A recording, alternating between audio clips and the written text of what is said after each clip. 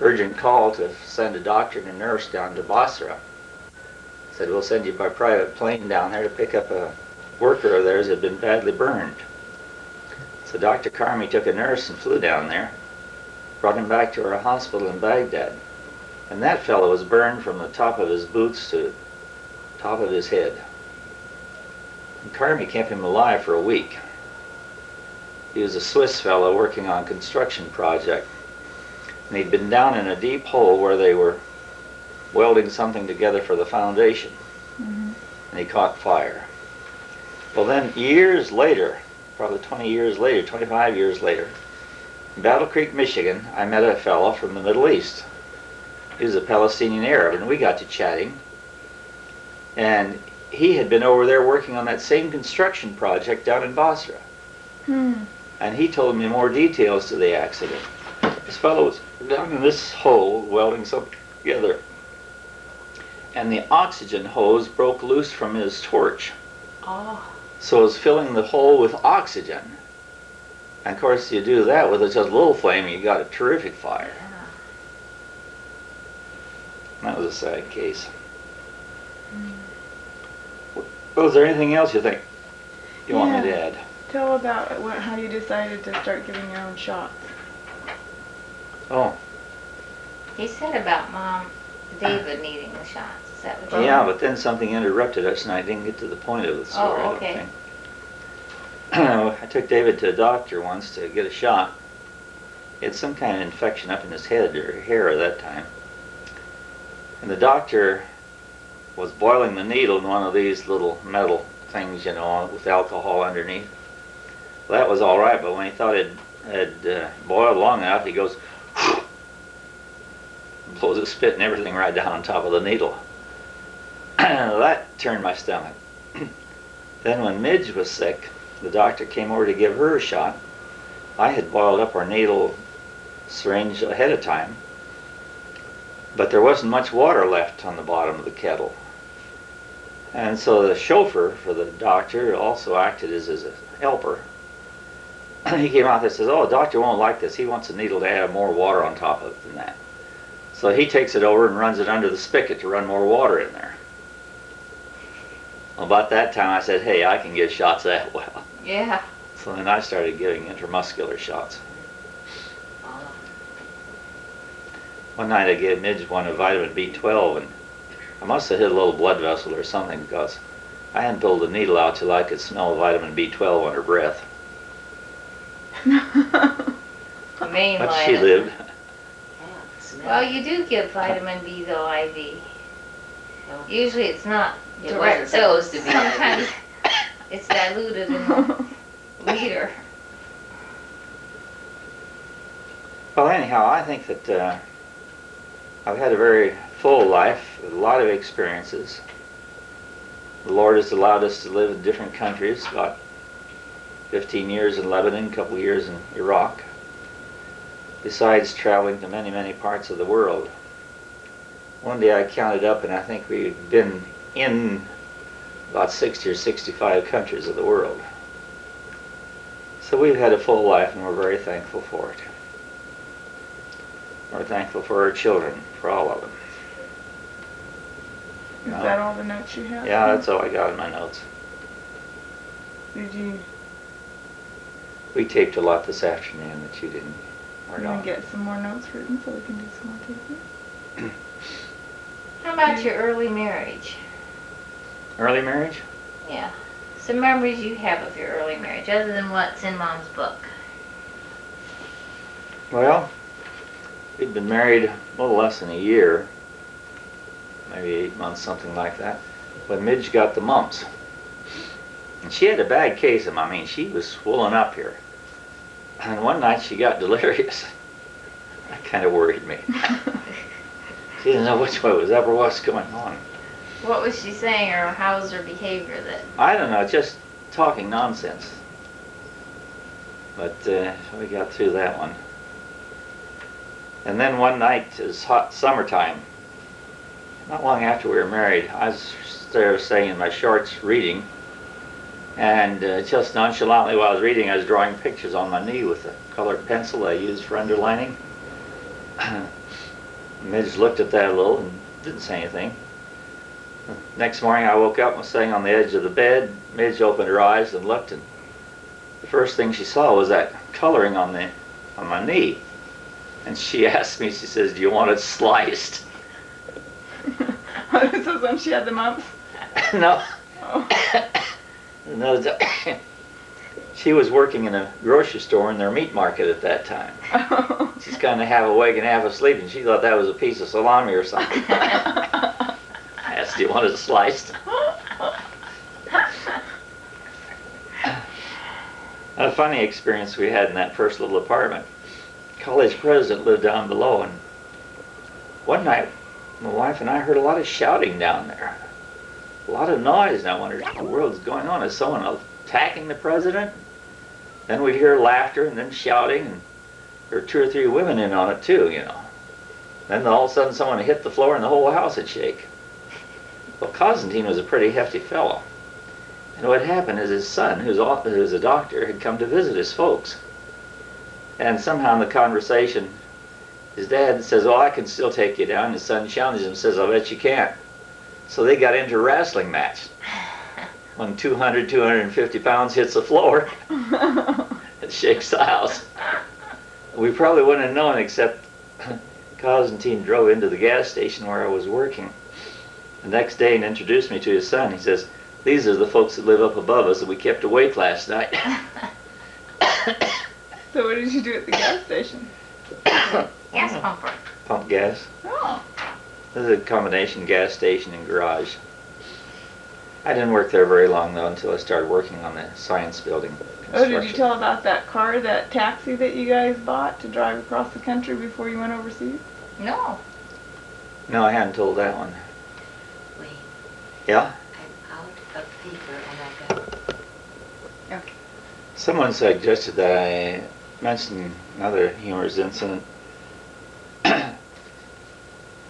The first car my wife and I owned was the one we bought together before we were married. And then when we got the call to go to the mission field, the General Conference asked us to come to Washington, D.C. and study Arabic for a year. Well, we had bus flying connections, very good from our apartment to the school, the seminary. We didn't feel we needed the car too much, so we decided to sell it. Now this was right at the end of the war, before factories had been converted over to supply the market with cars. And so anything that would run had a pretty good price to it. So we sold that old 46 Ford, just used bus service. And then after we finished at the seminary, that'd be the summer of 46, we wanted to go west and visit our folks, and we needed a car. Oh boy, you just couldn't, there were no new cars on the market. And used ones were hard to find. Well, finally, I scouted around and found an old taxi. So I agreed with the owner that for a price, I don't remember what we paid for it. And then I was sitting in the parking lot of a garage, and I agreed with them to paint it for $40 and get the taxi markings off of it. So then I went back to get the car when it's all painted, and the fellow says, "Well, this guy you bought it from, he still owns us $175 on car repairs. We can't release the car to you until you pay for it or he pays for it." I says, "Look, I've paid for it. I've got the title to it. It's clear. There's no lien on it." He says, "I don't care." He says, "I got to have $175 before I let it go." I didn't know what to do. I was young in those days. So I went down to the police department there in Washington, D.C. They ran me around from one office to another till I got into an office where most of the people had plain clothes on, but they all had a pistol on their hip. Explained the situation to one of the officers. Showed him my title, and I said, "I got a title here. It doesn't show any lien against it or anything." He looked it over. He says, "Where's your car?" I told him. So he called up the garage that was holding it. Asked what the deal was, and they said it was for repairs on the car. He says, "Well, okay, if it's for repairs on the car, then I'd advise you to release this car to this young man right away if you know what's good for you." I mean, he spoke in no uncertain terms. The other fellow says, yes, sir, yes, sir, yes, sir. Send him out here. So he turned to me, gave my papers back, and he said, you go out and get your car. If you have any trouble, give me a call. Well, I went out there, and they gave me the keys to it, and that was the end of that. But we drove that car west then. Ronald Lee was just a baby, about 2 months old, something like that. We got out in New York State somewhere by those Finger Lakes. Something went wrong with it. We had to have it in the garage for 3 days and get it repaired while we sat in the motel. Then we drove the thing on out to South Dakota, visit Midge's parents. Then we drove on to California, out to Oregon, south to California. Within about 75 miles of Elmer's place, and I heard a noise in the back wheel. The rear bearing was going out on the back wheel. So I had to call Elmer, and he came over and picked me up and took us all to his place. Left the car there at the garage to be repaired. A few days later, hitchhiked over there and picked up the car and drove it on back. Then we got back to South Dakota. We went over to Minnesota to visit Nels Thompson, Midge's brother. We were coming back to South Dakota, and all of a sudden the whole hood just seemed to be steaming and steam blowing out everywhere. I didn't know what was wrong. We were right at the edge of town, so I pulled into the first garage. We came to the Chevy garage, I think. They looked at it and they said, well, he says, you got a cracked block. Well, now what to do? You know, no parts, no repair things. But boy, those mechanics were skillful. They drilled holes into that block at different angles and drove metal pieces in there that fit real tight, welded it together and reground, rebore that cylinder where it was cracked and fixed it up. So I drove it on to South Dakota and then we sold it. For Took parts? the train to or- New York. I suppose it was worn out. I had no idea how many miles it had on it. So you took the train then? Yeah. With all the luggage and a baby? Mm-hmm. You see, back in those days, we could travel first class on the train on a clergy ticket. And the clergy ticket would cost less than a regular coach ticket. And some of those first class cars are real nice, roomy ones. Mm-hmm. So when we were on furlough, we traveled quite a bit by train. The first times, yeah, most of the first time. After that, we'd buy a car and drive for a year, sell it, or bring a car with us. One time, we bought a Mercedes-Benz diesel. We thought that was the thing to do. You remember that, don't you? And I flew to Germany along with George Gott, and he picked up a car, and I did too, at Stuttgart. We drove back, and I thought, man, this thing isn't getting the mileage that I heard that they got. You know, diesel, 25 miles to gallon, that's not much good. Get that on a regular gasoline car almost. But anyhow, we started driving the thing back. We got into Yugoslavia, and all of a sudden I couldn't shift gears on the thing. I could get in first or second, but I couldn't get in third or fourth, and no reverse. It wouldn't work in reverse at all. So whenever we parked it, we tried to park it going uphill so we could coast back out of the parking lot, and then put it in first gear and slip the clutch and get going. Well, we got to some town in southern Yugoslavia, talked to the mechanic, and he said it'd be a week before he could get at it. I guess there was only one mechanic in town. I mean, the roads were empty.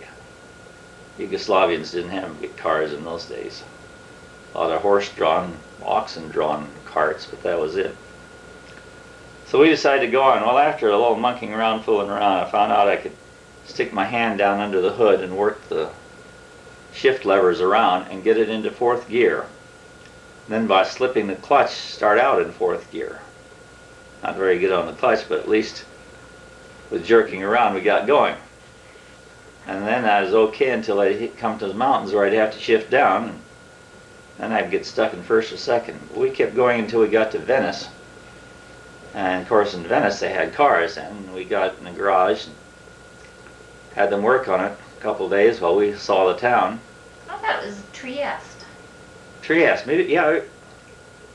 The Trieste or Venice? Trieste right before Venice. Yeah, maybe it was Trieste. Were you guys with them? Yeah. Oh yeah, Becky and You were there too, Becky, don't you remember? yeah, but David and Ronald Lee and my wife would get out and push it. Like when we had to push it away from the curb, and everyone stare at us. Why in the world are they pushing that new car? What's wrong? And then when we drive in first and second gear, we felt like waving to the people because we're going so slowly. Well then, I thought they had it together and took it out for a test drive. It still wasn't right, so they had to tear it apart the second time. And then I think they put in a heavy spring to force it to stay in gear instead of fixing it right. Then I got back here to the States with it, things started jumping out of gear. I was afraid I'd get caught in the middle of Wyoming somewhere where no one knew Mercedes-Benz what to do with them. So I got up to Portland, had them tear it apart and fix it. And by that time the warranty was gone. Cost me $160. But after that I didn't have any more trouble with it. Except that motor never had any life to it.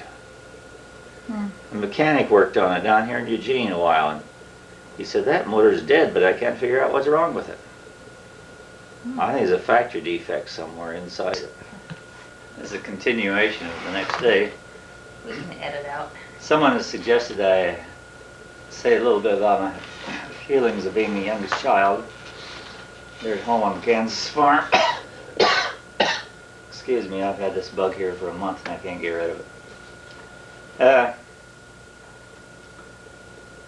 Being the youngest child didn't bother me, except that there was so much difference in age between me and my older siblings. We had no contact. We didn't know each other. My sister was in the academy at that time. I was able to remember her. And one of my earliest memories is Mom taking me on the train and going to visit her in the academy. I remember sleeping on the floor there in the academy, and that's about all I remember that trip. That's one of my earliest memories. My dad was a very hard worker and kept himself out of debt even during the Depression, and bought a quarter section of land on top of that. And he helped Elmer get through medical school. Mother was the kind, loving, affectionate type of person. It's the traits of the Olsons and the traits of the Petersons that carry on through. And I like to think that I'm more like my mother, and I probably am. Okay, then there's something that we did miss out on earlier that I think would be of interest to you. During my senior year at college, I received a call from the Kansas conference to become a ministerial intern in that conference. So, I accepted it.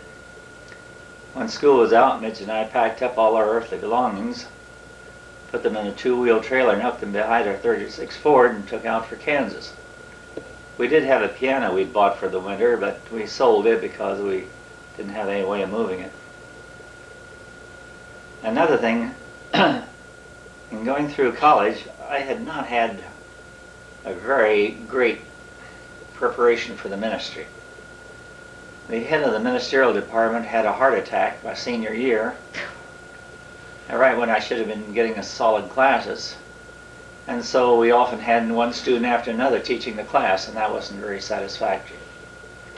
Also, I knew virtually nothing about policies. I think I knew what my salary would be. I didn't know about housing subsidies and travel expenses and reimbursement and per diems and all that kind of stuff. That was all new to me. I didn't Curtain understand. allowance. What's that? Did they have curtain allowance when you first started? I don't think they had any such thing as Oh. curtain allowance. They have a lot more now.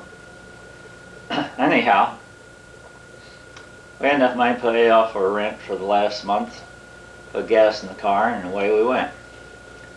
We ended up down at Fort Scott, Kansas, to work with Elder Williams, or Williamson. Elder Williams, I think this was his name. He was an older minister, very nice fellow. And then we had to look for a place to rent. And we found some apartments for around $65 a month. back in those days when salary wasn't more than, I don't know, I have no idea what it was, maybe $150, $200 a month. $65 for rent was a lot of money. So we asked for something cheaper, and someone said, well, I know a house out at the edge of town you could get pretty cheap. So we went out and looked at it, and it was a cheap house, all right. For the summer months, we thought we could put up with it. So we rented it for $10 a month. And that was probably more than what it was worth. The kitchen floor was sagging, and in fact, Midge claims that she fell through the living room floor one day. A board broke. And had an outhouse, no inside toilet. The hole under the outhouse had been filled up several years before. So many cracks between the boards, we could sit in there and look through the door cracks and see the traffic going by. Anyhow, that's what we had. How many bedrooms was it, or? One or two bedrooms was all. We didn't have much furniture in those days. They had an old kerosene cook stove there, but it'd take forever for that thing to get hot enough to boil water. So many times my wife would take the potatoes over to the pastor's home and boil them there and then bring them home and we'd eat them. How far away was that? Oh, probably a couple miles. And I don't think we could have survived in there through the winter. It'd been too cold. But we got through the summer, and then during the summer, the General Conference wrote to us and asked us to come to Washington, D.C. to study German. See, this was right at the end of the Second World War. And they wanted to have missionaries ready to go out to various countries as soon as transportation and facilities would be available. So we accepted that. I had studied German in the academy, though I didn't know much German. I suppose that's why they wanted me to study some more German. And a week or two later, we got another letter from them stating they had canceled the German class, but wanted us to join the Arabic class and study Arabic. Both my wife and I had thought of becoming missionaries. That was no shock to us. But to go to the Arab lands, that was a total surprise. So I got a hold of one of our SDA yearbooks, looked up under the Middle East Union, and lo and behold, we had, I think at that time, about 1,300 members in a population area of 93 million. So I said to my wife, well, it looks like there's going to be plenty of work to be done over there for a long time. So we decided to accept the call. We took our physical exams and were, by the end of August, packed up with our two-wheel trailer, headed out for Washington, D.C. with all our possessions towing behind us. When we got to Washington, we checked in at the GC and they said there was a house where the man and his wife were gone for 3 months, and we could rent one bedroom and share the kitchen with another couple going to the seminary who were renting another room and sharing the kitchen. And that was the Gophers, very fine people. We enjoyed being with them, so we lived there a year, and not a year, about 3 months. Then the owner was coming back, so I asked them where to go. It had several apartments around, and that particular time they had a policy that they would give us $25 a month rent subsidy, and we could live in whatever price range we wanted to. The General Conference had one apartment house, and the upstairs apartments were quite nice. They had a basement apartment with one inside bedroom, no windows to it. There were windows to the living room, and they rented that for $27.50 a month. Well, with the $25 subsidy, that was only $2.50 rent we were paying out of our pocket. So we grabbed that one and thought that was a good deal. But when summertime came, that humidity of Washington, D.C., we could wipe water up off the floor. It was so damp down there. And that's where we were living when our oldest daughter, Ronald, was born. But within about a month or two after she was born, we were packed up and on our way.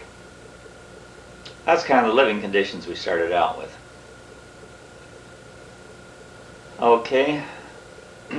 A little more about our work in Lebanon during the first term. I realized I didn't say much about that. Working in the villages of North Lebanon, First of all, tell about your job at Middle East College, clearing land. Oh, okay. When we arrived in the Middle East, we were supposed to go to Tripoli. That's 50 miles north of Beirut. But they had had a riot up there, and they picked up, I think it was 17 people dead off the streets after the riot. So the mission superintendent, Elder Branson, did not feel comfortable sending us up there right at that time. So he told us to stay around the Middle East College in their rented quarters up at Beit Mary above Beirut in the mountains for the time being until they'd see how the political situation in North Lebanon developed. So we moved in with Bob Mole, who was the treasurer for the college.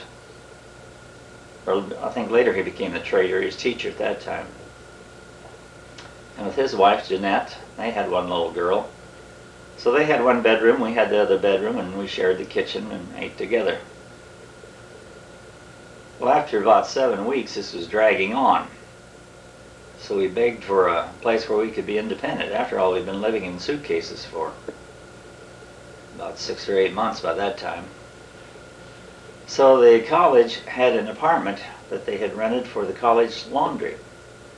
But they said that they could move their laundry equipment into 2 rooms and give us 2 rooms, which would give us a living room, a bedroom, kitchen, and so forth. So we moved into that. About that time our furniture arrived from the States, and so we were able to unpack and start living independently, finally.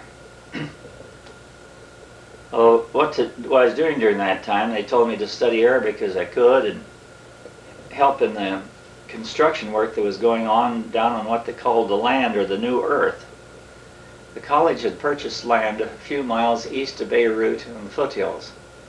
It was just a hill covered with a pine tree forest, and they purchased it. So they had leveled off a spot and built 2 buildings, the girls' dormitory. Well, actually, the second floor was the girls' dormitory. The first floor was for classrooms and offices, cafeteria. And then the boys' dormitory, which was a 1-story building. Well, this land had been terraced centuries before. The pine trees had grown up. They were probably 25 to 40 years old. So the soil had not been cultivated all that time. So one of my jobs was to pull out the trees. So we had an old army truck with a winch on the front of it. So I'd drive the truck, and the boys would wrap a chain around the top of the tree, pull it over as far as we could, and if the truck could pull it out, good. If not, they'd start digging and chopping until we got it out, one after another. So I'm partially responsible for clearing all that land below the college, which probably should have been left in forest. Because it was so dry, we could not water it in the summertime, and nothing would grow. Our idea was to plant a garden there. Well, the college knew there were 2 springs on the land, but when they developed the springs, they found out that during the dry season, the springs also dried up. And when the students came in September, the rains wouldn't come to mount anything until November. We had an awful dry school. So, sensing their problem, I said, well, my dad used to be a well driller. Maybe I could build a well drilling machine and we could drill for water. That was a mistake. My dad had built a well drilling machine, all right, and I had helped him on it. But out there in Beirut, to find the parts to put together was another thing. But I built a frame and got the wheels and the pulleys and the cables and everything on it. Then we hooked a tractor on, pulled it down and past the dormitory ways where we thought there might be water. Started drilling. Is that where you thought there would be water? Did you use a witching stick or a... I don't know what we used, or we just said, here's be a nice place to put the well. No. The side of the hill. All the time, by that time we had moved into Tripoli. Of course the work was suffering up there because I was down at the college for weeks working on that project. Well, they suggested that they could have students run the machine and teachers supervise it. But you know, when you have a teacher who's only been using books through his life and knows nothing about mechanics, he is no good for supervisor. He hasn't been trained in mechanics and stuff like that. But pretty soon they called and said they were in trouble, and they'd lost a bit down the hole. And so I went down there and we never could get it out. But we did get down about 65 feet, but we didn't get any water. Then the college hired a local company there in Beirut to come out and try to drill for water. So they pulled their rig out there, and they got down, I don't know, probably 100 feet or something, and broke down, and they gave up, never got water. And then the college finally bought 4 acres of land down on the flat land, almost sea level, and dug a well, hand dug. And of course, you get down to sea level, you get water. And if there are not too many wells around, you're okay, because the tremendous rain in the wintertime will keep the underground water moving out to sea. But if you get too many wells and they lower the water table, then the seawater starts coming back and you get salt. But we were lucky that we had a good well there. It was fresh water. So they put in a powerful pump there then, and then pumped the water all the way up to the college, which was probably a vertical lift of around 700 feet. And later, it shows how precious water is. Another fellow came up there and wanted to dig a well up on the college property, so he dug a hole maybe 50, 60 feet deep and gave up. I told him to better fill it up before someone falls in and gets killed. Then finally another man came around and offered to drill a well on the basis that he would be paid by how much water that well would produce per minute. They measured their water there by cubic meters. And if he couldn't produce the water, he didn't get paid anything. Well, the college thought that's a good deal. So he pulled his machine up there, which was more of a professionally made one, up the canyon a little ways beyond where I had started drilling. And he drilled for, I think, 2 months, maybe 3 months. He's down around 200 feet. He thought he had water. So they put in a pump to test the well. And he said it has to pump continuously for 10 minutes, and if it'll pump continuously for 10 minutes, it'll be a good well. It pumped for about 8 or 9 minutes and went dry. That poor fella, he really looked sick. Here he worked 2 or 3 months there, and now not getting a dime for all his work. But he didn't give up. He said, let me find another place on the hill and drill another place. He says, I still think there's water here. So the college says, okay, if you want on the same terms, fine. So he went down below the campus, right west of the campus. And he put on 2 shifts, so they ran about 16 hours a day. And in 5 weeks he got down deep to where he thought he had water. They built in a pump that threw, I think, a 3-inch stream. Ran it for 24 hours and couldn't pump it dry. Wow. So they had plenty of water there. Well, now with all that water, they could irrigate the land where I had pulled the trees off. They planted strawberries, and they used to harvest 100 pounds of strawberries a day. Tomatoes, I saw one tomato from there that weighed 2 4/10 pounds, I think it was. One tomato. More than a kilo. Oh yeah, more than a kilo. It filled your whole hand. Or maybe it was 4 pounds, something like that. It was a huge one. So it did become very protective land then, gardening. And so that's my experience at well drilling there at Middle East College, and I haven't done any of it since. Dad, didn't they drill something behind our house down on the compound? Oh, yeah. Tunis and McCulloch's? Down at the compound, I mean, it's a place where we had the division offices and several family houses there in a fenced-in area. And they needed water there too, so the same man who was successful up at the college came and drilled a well right next to our house. Of course, he was down much lower there, and so didn't have to go so deep to hit good water. But then that gave us an abundance of water at the division compound also, and for all the houses.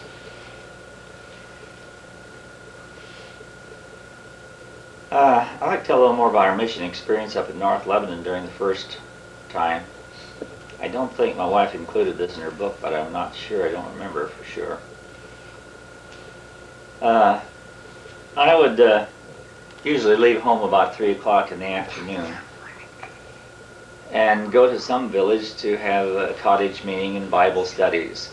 See, the farmers, they get out and they work in their fields early in the morning, and by about 3, 4 o'clock they come home and clean up, and then they're relaxed and the person can study with them.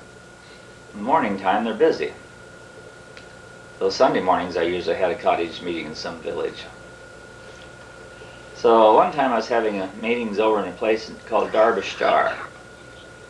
I went to this village because 2 young men from there had been imprisoned for committing murder, and while in prison they started studying the Voice of Prophecy correspondence lessons. So the Voice of Prophecy asked me to contact them. So I went over there. I kind of felt a little uneasy going into home where I knew these 2 guys had committed murder. But they were friendly, and I had a nice study with them. One was interested in studying, the other one was not. They were brothers? They're brothers. And they would invite other people from the village in for the studies as well. So we'd have about 6, 8, 10 people there in the evening. One night I had the courage, I asked them how come they committed that crime. And one of them says, well, the Bible says if someone slaps you on one side of the face, turn the other side. But it doesn't say that after they slap you on the other side, you should stick your neck out and let them chop your head off. That was his version of the story. But it's interesting, over there, the method they have of catching criminals. After the boys did this, they fled from home. So the government sent out about a dozen policemen to their house to live until the boys came home. And they demanded that their parents cook for them. For the police? Yeah, for about a dozen policemen. And provide beds for them and everything else. The policemen just had a vacation there. So they ate up all the chickens they owned, and they had a goat or 2, and they butchered the goat and ate that up, and the cow and ate the cow up. And then when the folks said, well, that's all we've got, you ruined us. They said, okay, we know now, but so-and-so is your brother, so-and-so is your uncle, and so they started eating them out of house and home too. Well, pretty soon, you know, that's going to be economic ruin for many families. And so the parents sent word to the boys, hey, we're going to starve to death. You better turn yourselves in. So they turned themselves in then. I think that would be a system America should invest in, look into. I think you ought to maybe look into it at least. It was effective. Uh-huh. But they only got 6 years, I think, in prison was all. And then were released. But 6 years in a Lebanese prison is worse than 25 years in an American jail. Why is that? Well, I was visiting a prison once when they brought in the dinner. And they were serving soup. They had it in probably a 12-quart pail. It was so thin I could see the bottom of the pail. And in fact, the prisoners say that if they don't have relatives to supplement their diet, they would starve to death if they're in jail very long. There are no beds. They have to take a mat from home that they can, during the daytime, roll up against the wall and then spread it out on the floor at night and sleep on that mat.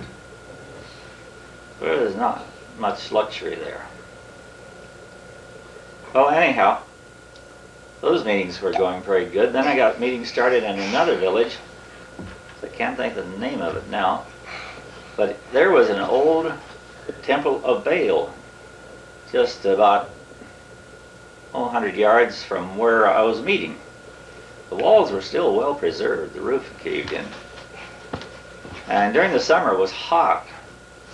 So the people would gather outside in front of the house, and I had a projector I could set on the fender of the car, connected to the car battery, and show my slides against the wall of the house. People stand, sat around, and gave them a Bible study that way. That was going pretty good. Were your slides mainly pictorial, or did they have like Bible text on it, or? Well, whenever it came to Bible text, my translator would just read the text in Arabic. but most of it was pictorial. Helped illustrate it. One night, the village drunk came meandering down the street, shouting and singing at the top of his voice. He went down to that old Roman temple and crawled up on the top wall of the temple, and there he was singing like a dog barking at the moon. So the owner of the house was embarrassed because I was interrupting our service, so he went down there and shouted at him, told him to shut up and keep quiet. And he shouted back, "Oh, this is a free country, and if I want to sing, I can sing. No one can stop me. It's a free country." So the owner of the house came back, stomped right through their meeting group, into the house, got his pistol out, and he was going to come out and shoot the guy down off the wall. He probably would have, but his teenage sons saw what was going on, so they grabbed their dad by the arms and forcibly took the pistol away from him and talked some sense in him and got him to sit down. Well, you know, the drunk wasn't enough to interrupt the meeting, that sure was. Yeah. But I got people settled down again. We continued with our Bible study. And then 15 minutes later, when you know it, here the drunk came up to where we were, sat down beside the car and leaned back against the fender of the car and listened pretty good, except once in a while he'd see a picture of some woman on the screen or on the wall there. He'd say, "Oh, that must be the Mary Merladra," which means the Virgin Mary. But we got through it. Well, we packed up, headed for home, translator and I. And this drunk says, "Hey, I want to go home with you. I want to hear some more. I want you to study the Bible with me." The last thing I wanted was to have him in the house. And I says, "No, it won't work out now. We'll see you next week. You come back here next week." And he still wanted to go with us. Well, we got in the car and locked the doors, started down this narrow village street, and if he didn't jump on the back bumper and lean across the back of the car and hang onto both windows, and there he was sticking like a leech. Well, I went down the road maybe half a mile, and I was afraid in his drunkenness he might fall off and get hurt, and then someone would blame me. So I stopped and says, "Come up here, I want to talk to you."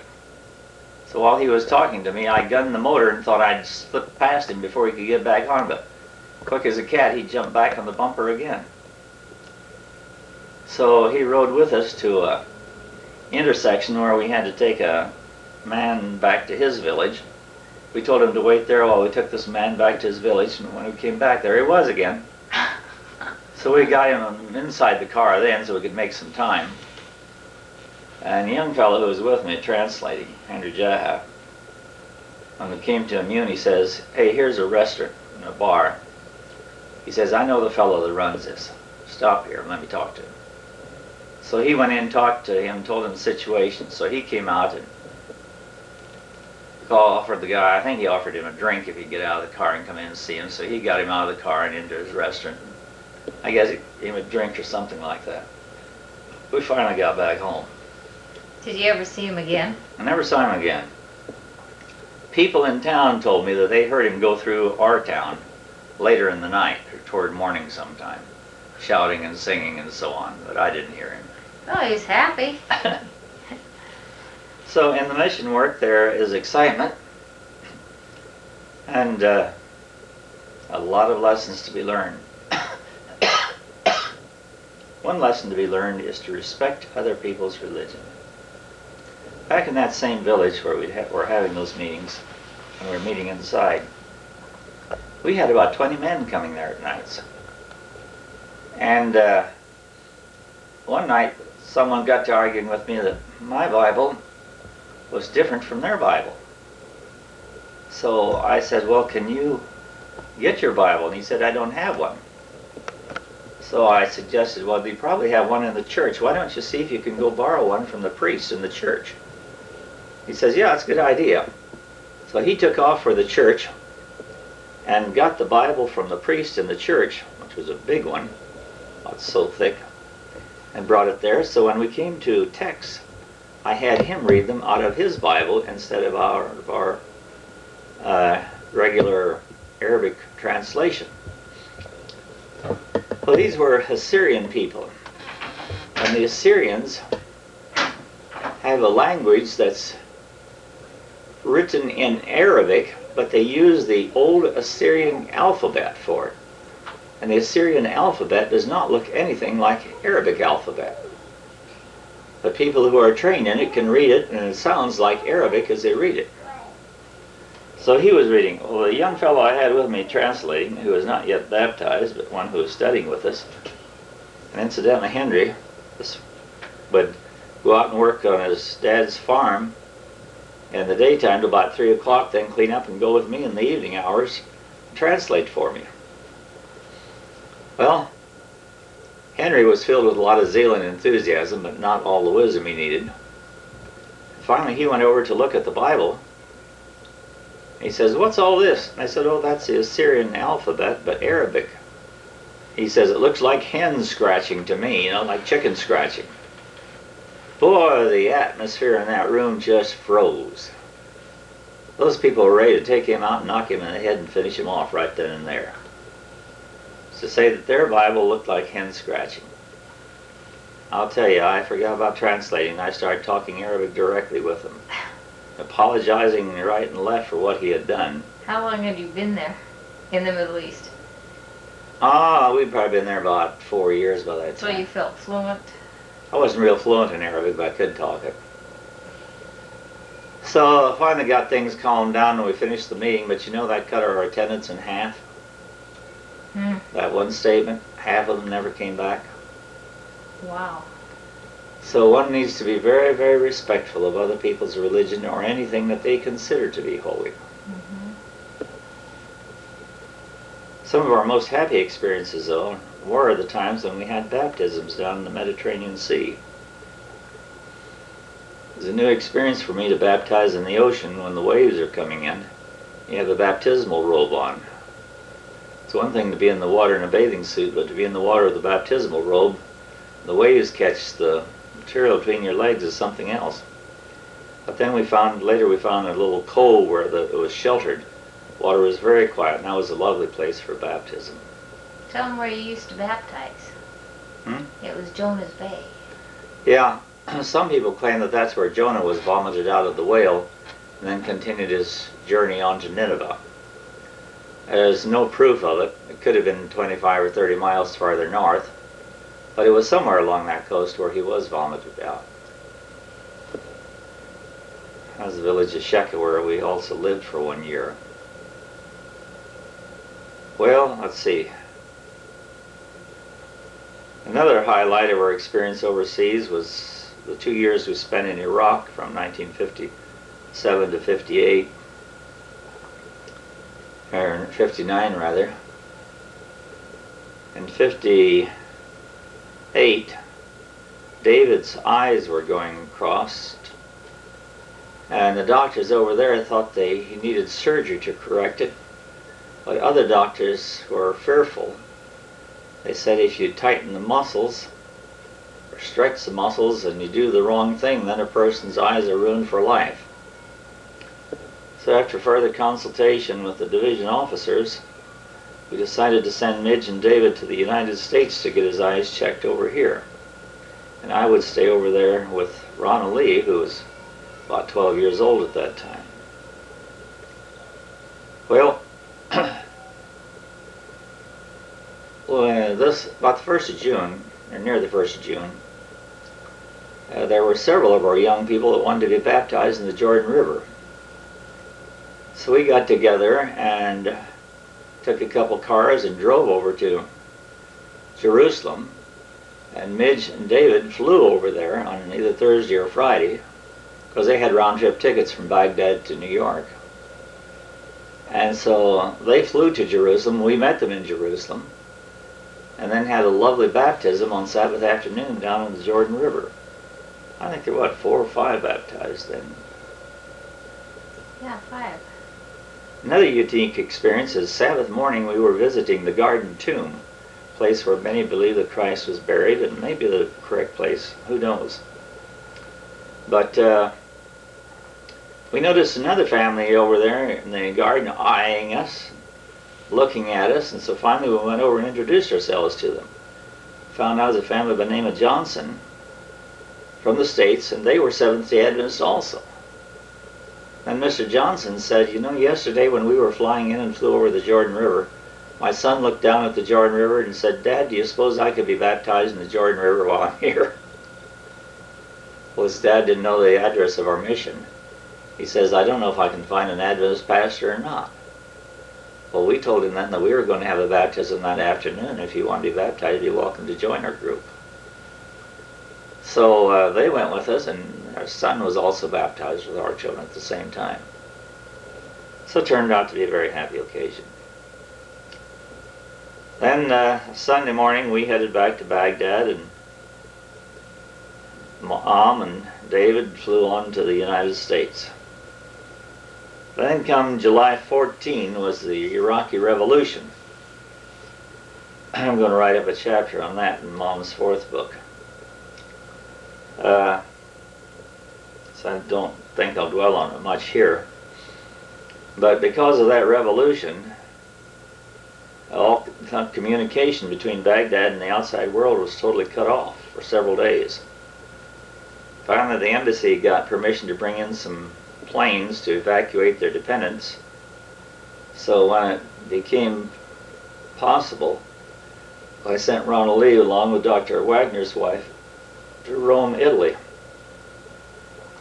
Sent a letter with her to mail from Italy to the United States. And that's the first time that Mom knew that I was really alive, was when she got that letter. But we didn't get back together again until Christmas Eve. So we were separated because of the revolution for about 7 months. Another experience,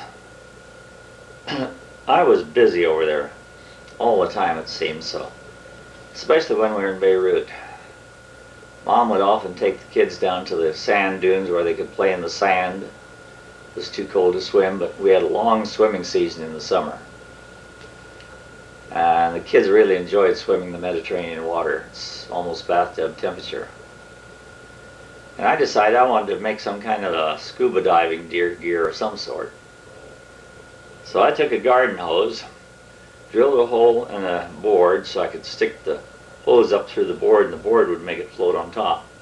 Then I could hold the other end of the garden hose in my mouth, and I thought I could breathe the air in through that hose and out through my nose and swim underwater, because there were a lot of sea urchins and sea anemone, a lot of sea life on the rocks around there to study. Very interesting, colorful. Well, I got out there all ready to try it out, and I could swim around as long as I was floating on top of the water. It was okay. But once I dove underneath, I could breathe out, but I could not breathe in. The water pressure on my lungs was so great that I just simply could not expand my lungs to bring any air in. So that experiment was a total failure. That's why when you see people scuba diving, they have valves on there that create an additional pressure in your lungs to equal the water pressure on the outside. Well, Remember that time for my 16th birthday, you rented the boat with David Rice and David Olson, and we went up to Junie Bay? oh yeah, Mom was so nervous when we got back, she and Mrs. Rice, because we were late getting there. Do you remember that? yeah. Want to say anything about that, or? Was that Oster's boat? I don't know.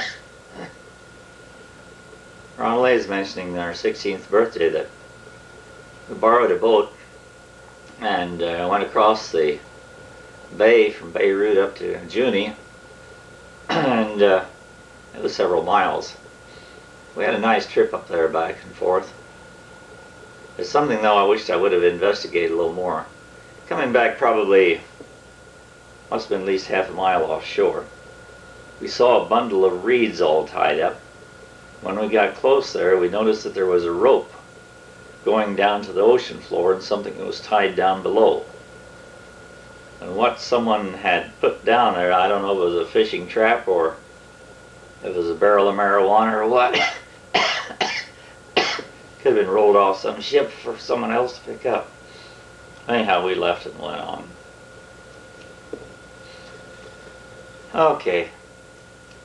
In Iraq, after the revolution,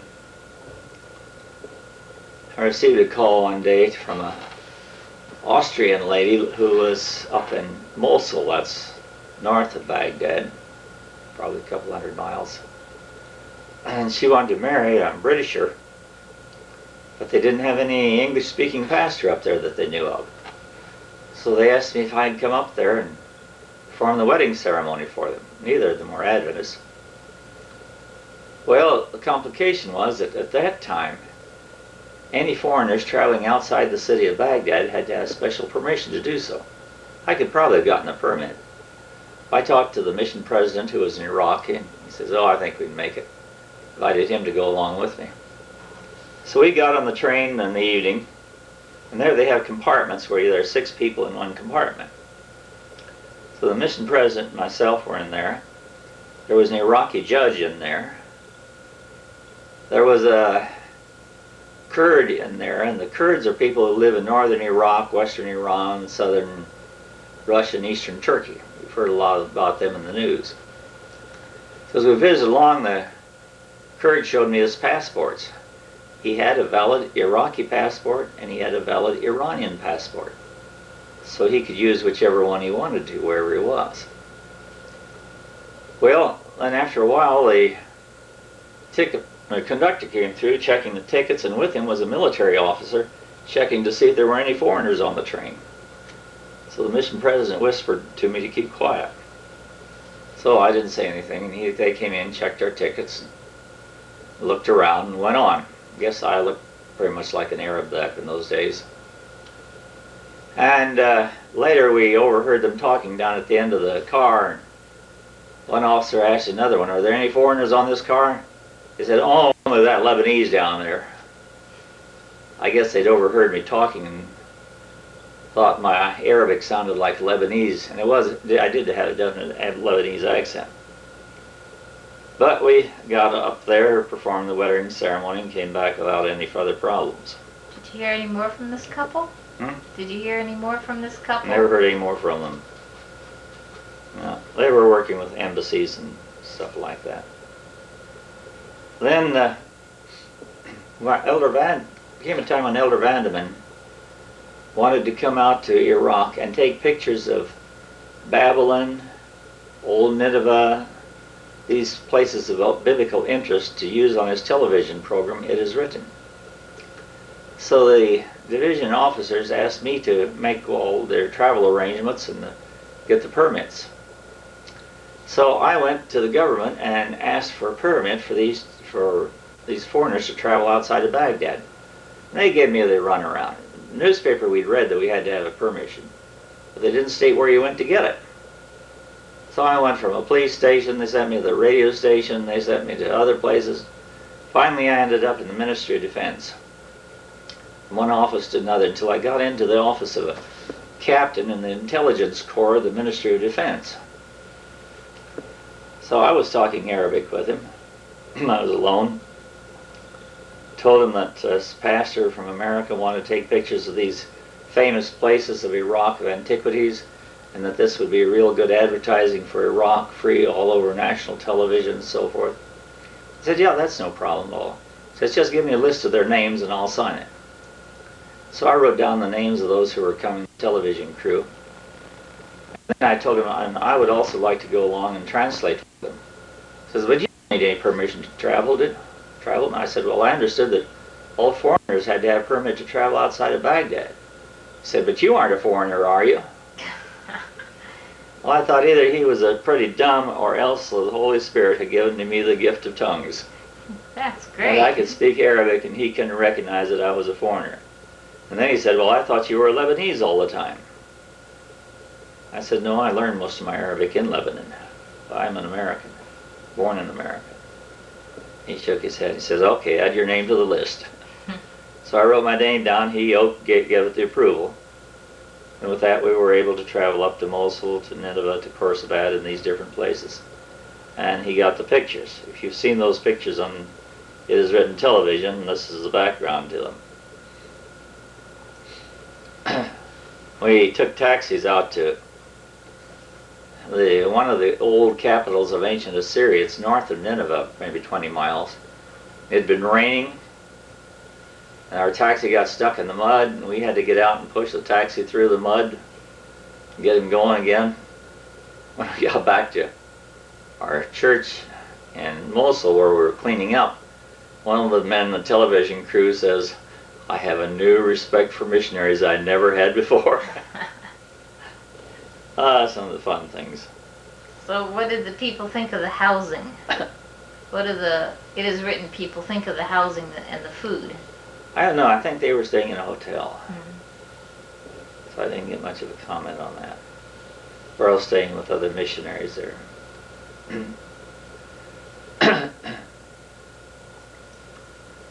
Then, after the government took over our hospital in Baghdad, the division asked me to move to Beirut. In fact, I was scheduled to move to Beirut before then, but I stayed until the hospital closed.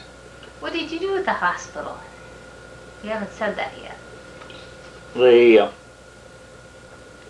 Actually, we read in the newspaper one morning that the government had decided to take over Dar es Salaam Hospital.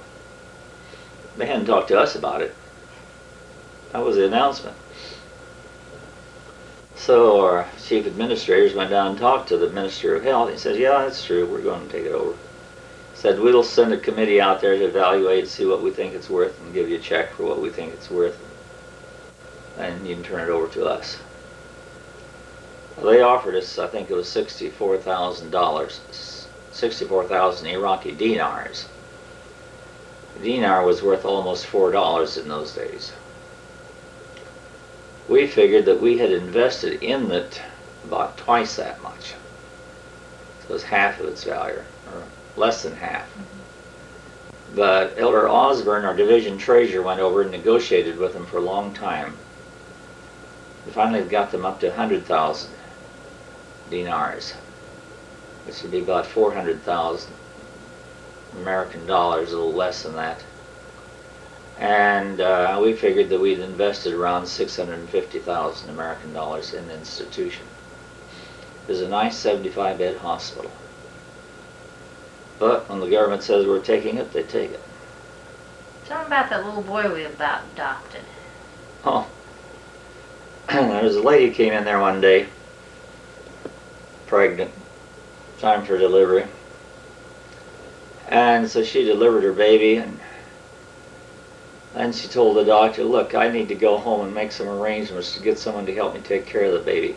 Can you keep the baby here a couple of days till I get someone to help me at home? I didn't have time to make arrangements." Well, I said, "Sure, we can give him a couple of days." And she never came back. We think she was probably pregnant out of wedlock and didn't dare tell her family, or they'd probably kill her. And so we had no way of tracing her. She'd given a false name and false address. So now we had a baby in our nursery without a mother. So the nurses up there just spoiled that kid rotten. Well, not exactly spoiled him, but they gave him sample formulas and all that. He grew, he was healthy. But he actually laid on one side so much until his face became like a parallelogram. It was a misshaped head.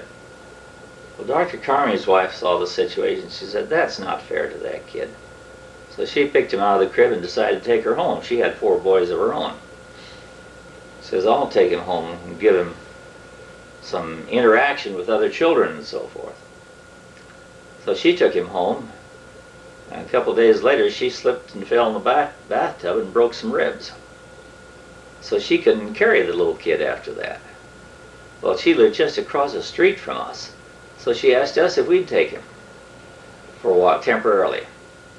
So we brought him over, and Ronnie and David played with him.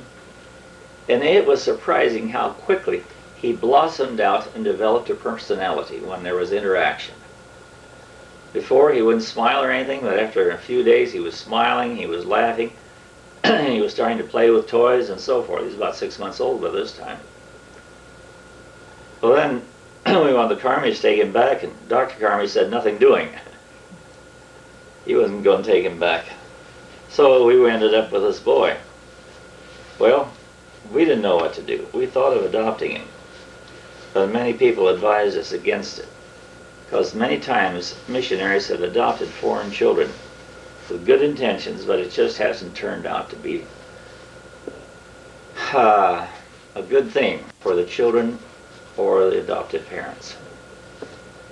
Also, we didn't know if we could get a passport for him. We didn't know if we'd be ordered out of the country on 24 hours notice. So after thinking, praying about it, I finally went to the juvenile authorities in Iraq and told them the situation. And they were willing to work with us. They said the law over there is that a child from a Christian home must be adopted into a Christian home. A child from Muslim parents must be adopted into Muslim homes. Our people in the hospital, to identify the child, had given him a Muslim name, which we're sure his parents were Muslims. Because of that Muslim name, he'd be identified as a Muslim and would have to be adopted into a Muslim home. But they said, we'll bend enough on this and say since he was born in a Christian institution, he's a Christian and we'll work it out so you can adopt him. Well, that was good, but then we felt too many ifs, too many uncertainties, not knowing what. So we took him over to the government orphanage and turned him over there. It's, I think, the saddest trip I ever made in my life was when I took him over there and gave him to the orphanage. I've often wondered what's happened to him. He was what, about 12 years younger than we? 13 years younger than I? Yeah, 13, probably 13 years younger than you and Ronald Lee.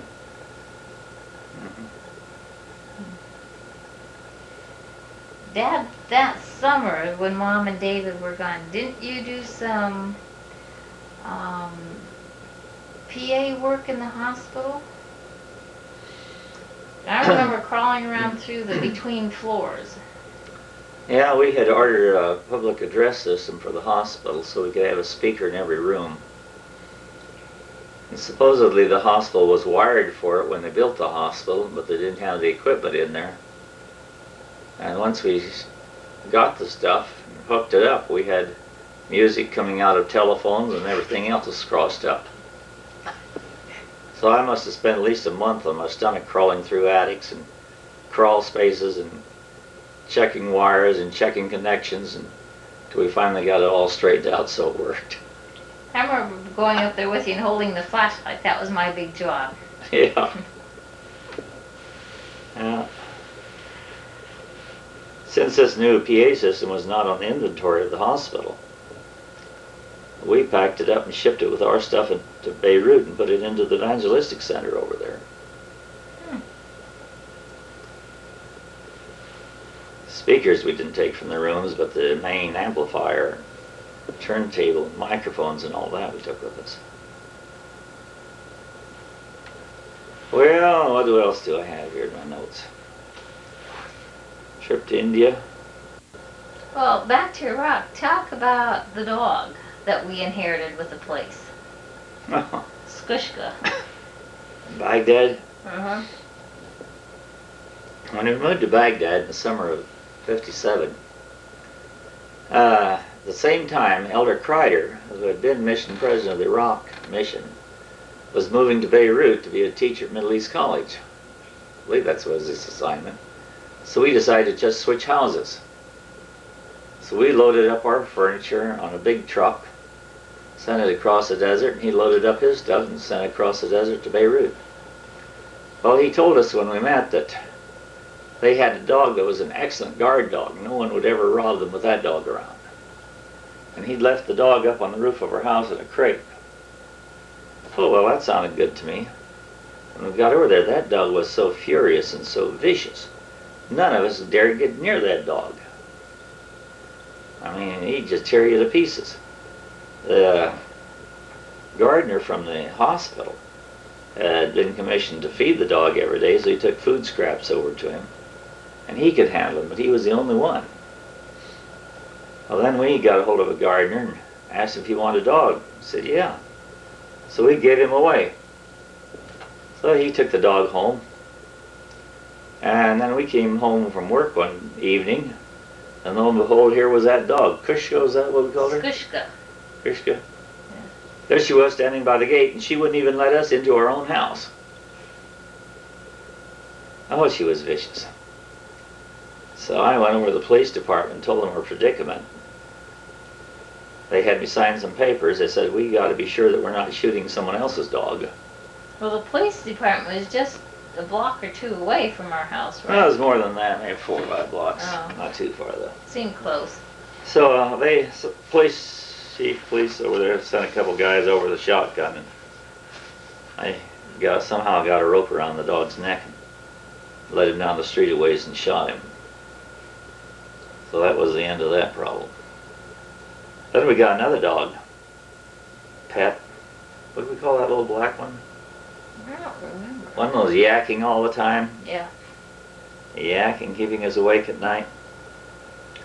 And after the revolution, when Ronald Lee left... Just a minute. Because it yapped at night, remember what you did? You took adhesive tape and taped its muzzle? Yeah. I taped its mouth shut. Try to keep it from yakking so much at night. Well then, after Ronald Lee left to go to Italy, I came home one night, opened the garage door, the dog ran right past me out into the street and took off down the street. Tried to call her back, she paid no attention to me. Well, the rule there at that time was there was a curfew at 11 o'clock. The police would shoot you on sight if they saw you on the street after 11. It was about 15 to 11 then. So I got in the car and drove around a few blocks nearby, but I couldn't find her anywhere. So I thought maybe she's come back home. So I came back home and drove the car in, closed the door. Then I could see where she had been trying to get out the gate during the day. We had irrigated the lawn, and her muddy paws had been up on the gate many times, and I could see dried up foam on the sidewalk, which told me she'd been foaming at the mouth. And I says, uh-oh, does she have rabies? Well, the next day I checked with Dr. Wagner, and he told me she had all the signs of rabies. I got a hold of all the medical books I could in the library that talked anything about rabies and read up on it. And found out that an animal as rabid is just as apt to take off and run as do anything else, and run until they drop dead, and they'll bite anything that's in their way. Others will become very friendly and slobber all over you. So if you've got a wound, why you pick up the virus in there. And apparently this germ, or whatever it is, the rabies, if it gets through the skin, it gets into the nerve sheath and works its way up to the brain. And that process may take up to 2 years' time. Well, so Dr. Wagner advised me to send a telegram to Ronald Lee and ask her to see a doctor about it, which she did in Italy. And the doctor gave you, what, 25 shots, wasn't it? Mm-hmm. 25 shots. Those things are painful. I went down to the government doctor in Baghdad that handles that, and he said, well, you don't have any break on your skin. Chances are you don't have it in you. But just as little prevention, let's give you 7 shots anyway. So he gave me 7 shots. But he told me they'll have about 4 or 5 cases a year of human beings with rabies there in the Baghdad area. So it is a real problem. But I've become more leery of dogs after that experience.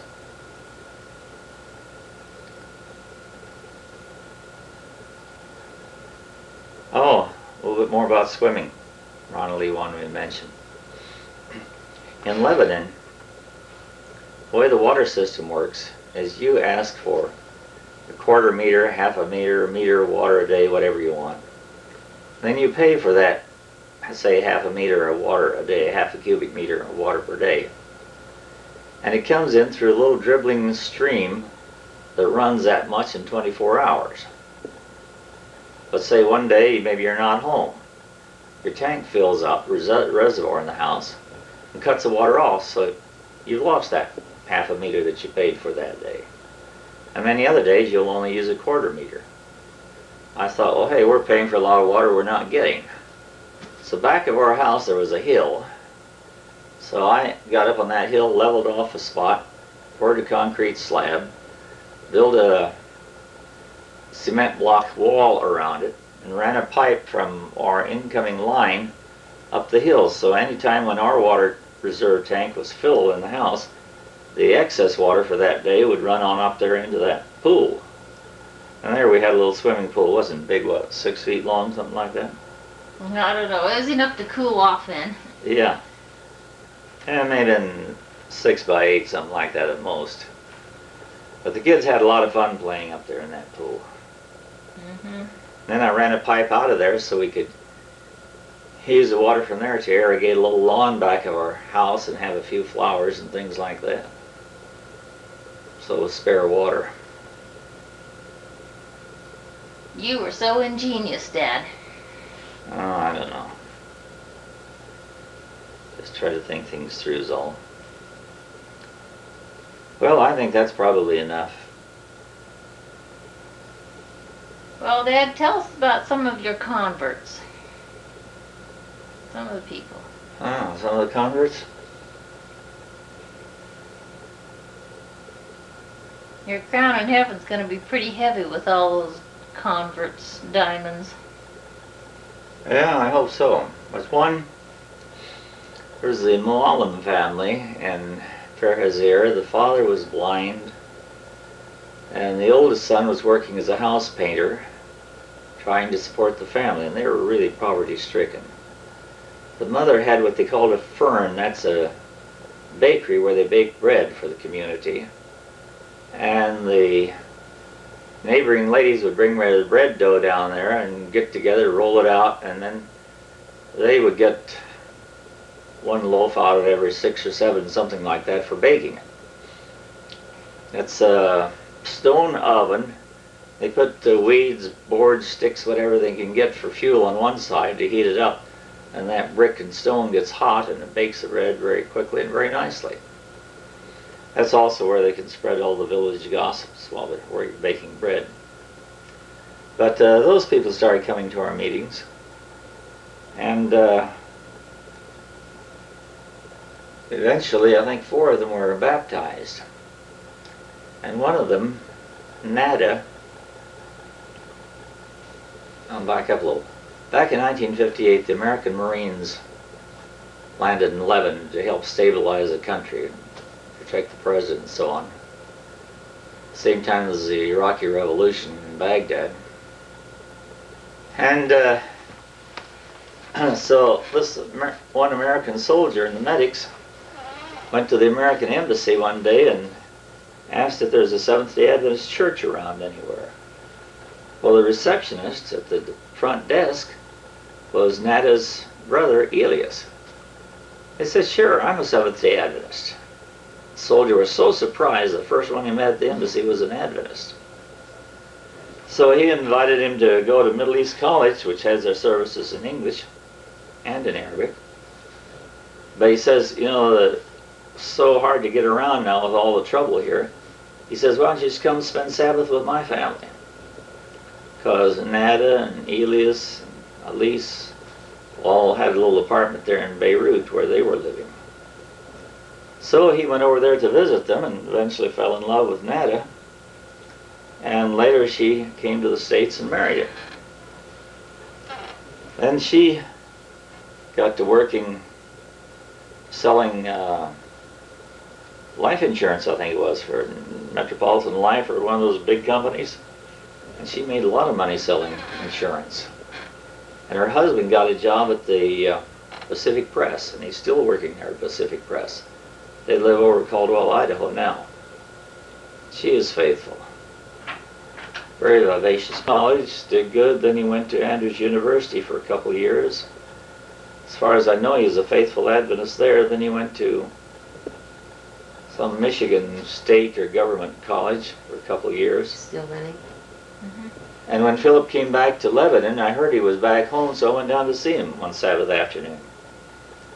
And all the villagers were gathering there in his house, congratulating him on his degree and so forth, and talking to him. And I noticed the conversation kept revolving around politics and business and stuff like that. So as we were walking back to the car, Philip was walking with me, and I put my arm around him and says, Philip, how is your faith in God? And his answer is something I've never forgotten. He says, Wayne, for the last 2 years I've been sitting at the feet of people who have taught me there is no God. We had we held cottage meetings. Just a moment, someone will get the phone. Family. There came a time when Alfred Ocker, who was probably about 18 or 19, wanted to be baptized, so we took him down to the college, and he was baptized in a spring there at the college. And then a little while later, 2 of his sisters wanted to be baptized. Their names were Larice and Waded. And they were real nice girls. And we thought everything was worked out, where they were going to be baptized in the Mediterranean Sea on Sabbath. And about Wednesday or Thursday, Ferris Bashai, who was my translator and helper there, came running into my house and he says, you know what? Larice's dad has forbidden her to be baptized. Larice, my dad's dad. Well, that didn't make sense because he'd been very, very friendly to us. So I went over to talk to him in his shop, and he said, well, Wayne, it's like this. He says, it's fine if all my boys would be baptized, become Seventh-day Adventists, no problem. They're still free to marry anyone they want to. But these girls, Larice and Wadad, are nice girls, and if they become Adventists, what other Adventist is there for them to marry? And so he was concerned that this would limit their choice of marriage because, you know, most of the people there in the Middle East want their children to marry a doctor or a lawyer or someone with a lot of money. Well, I talked to him for a while, and he says, well, why don't you go talk to my brother? He's the one that's really instigated this. Well, that stumped me more than ever because we had had cottage meetings in his brother's home for 3 months that spring.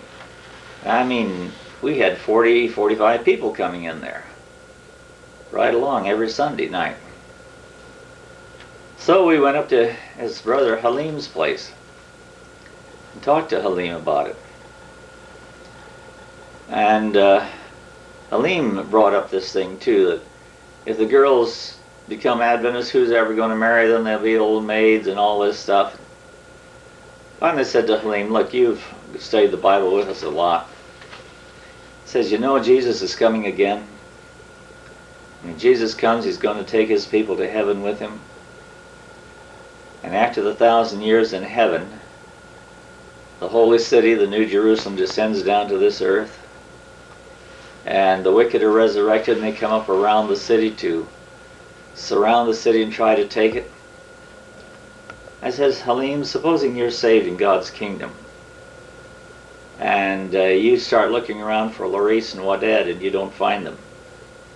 You get excited because they were such good girls, such fine kids.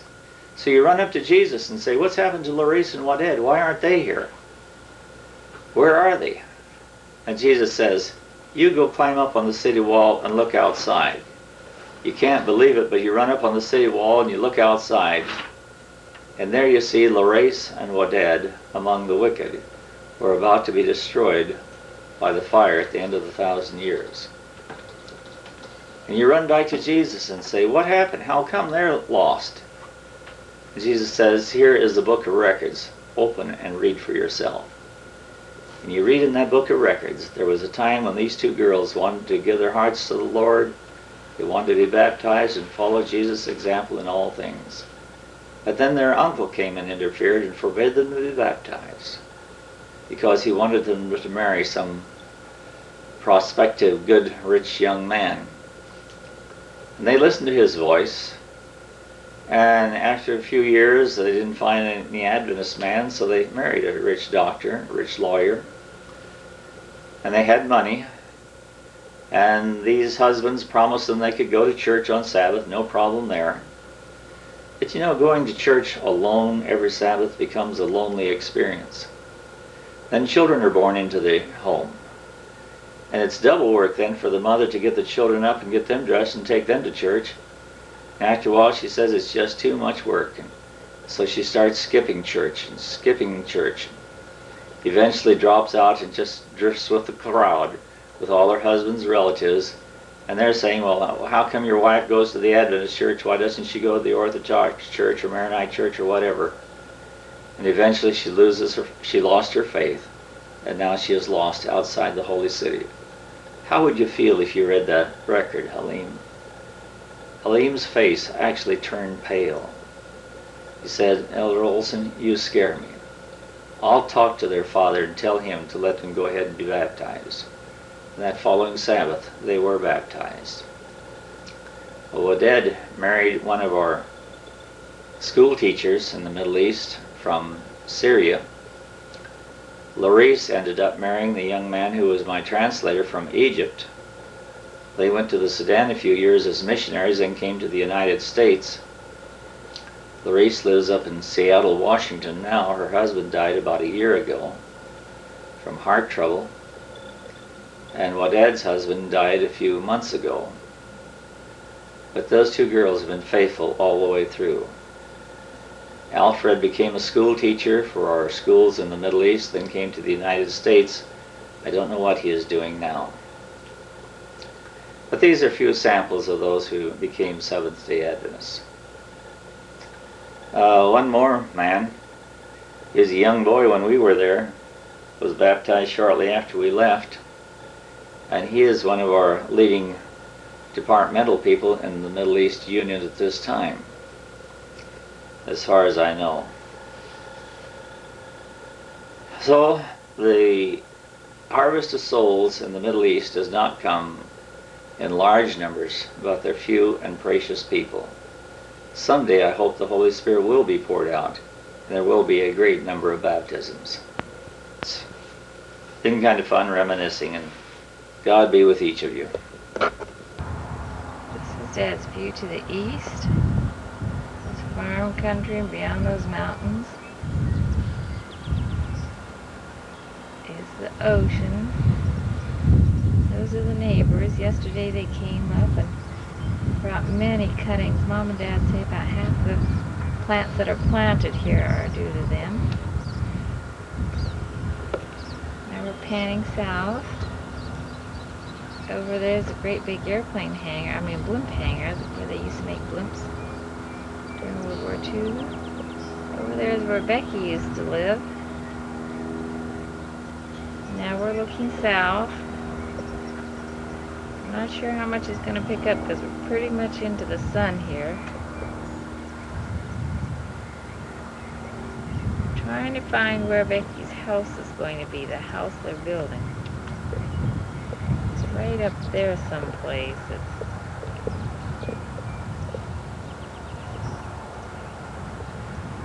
No, not there. I think up there on that knoll.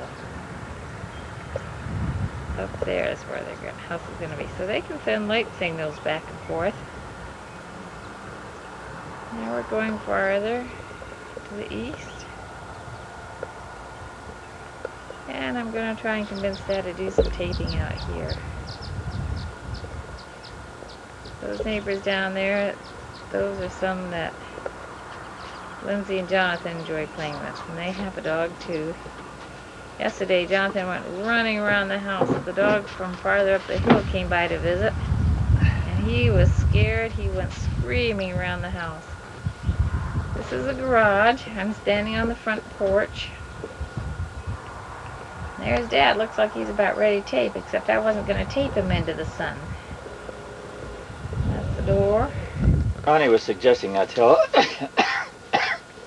few more experiences in the mission field and some experiences here in the United States.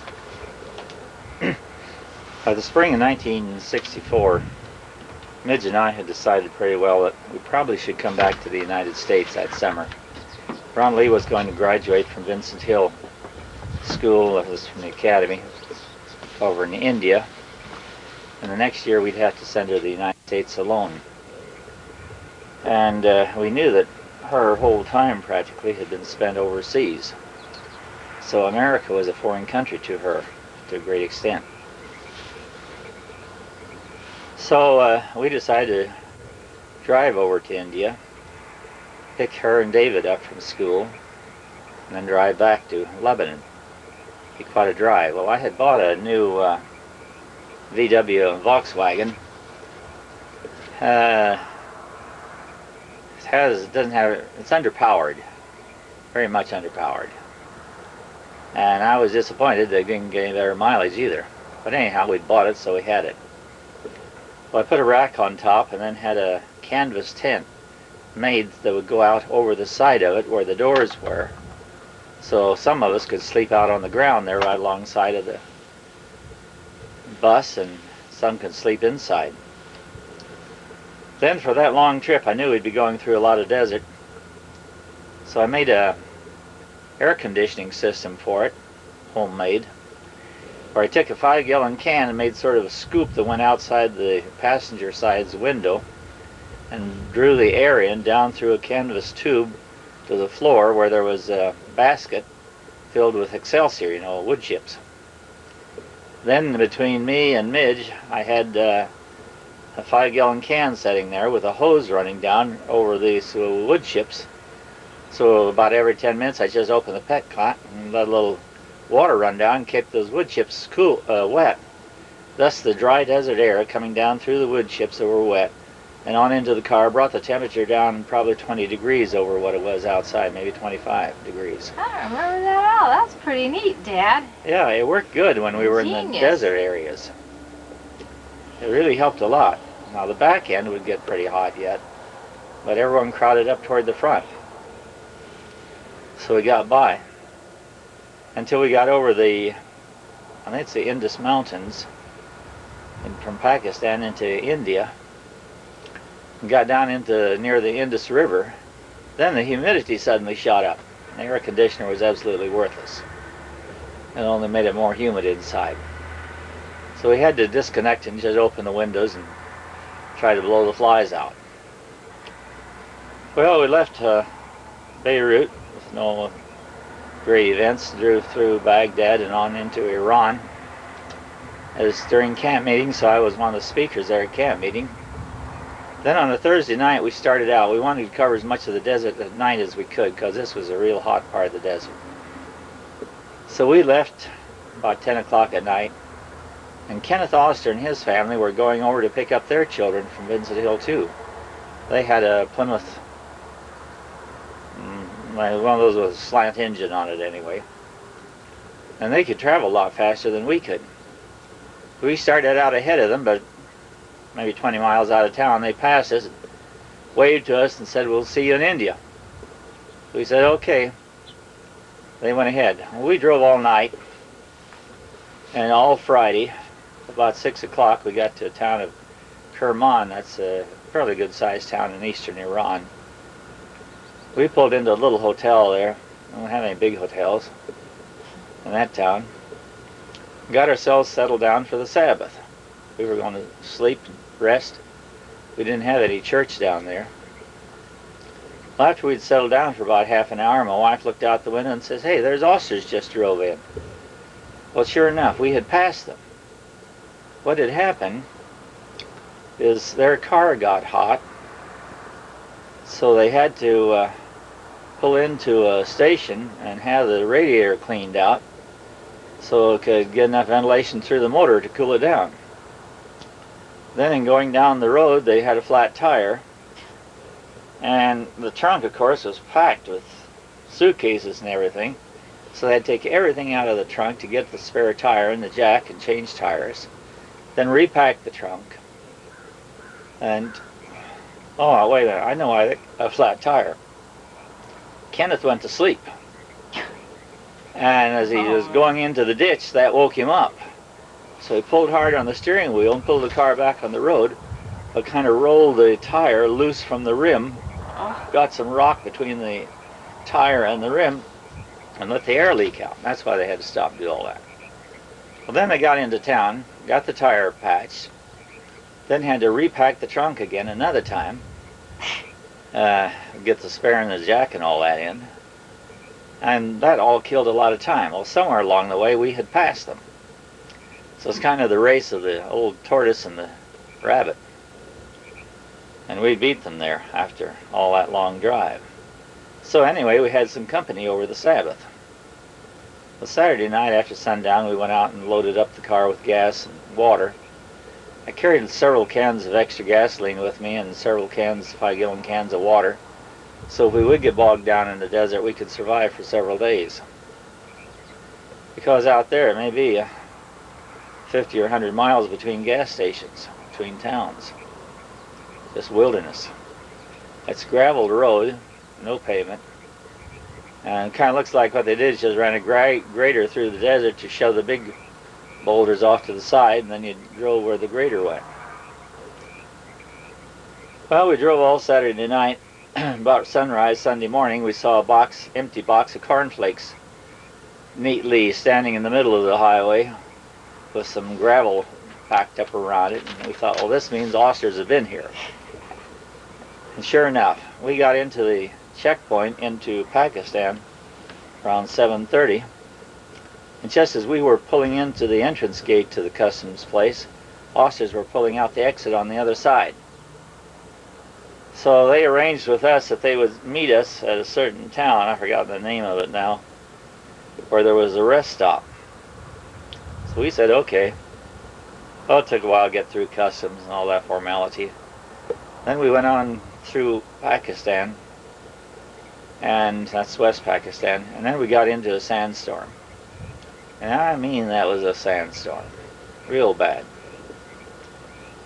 Some guys out there on the highway with shovels trying to shovel the sand off so it wouldn't block the traffic, but we kept going, finally got out of the sandstorm.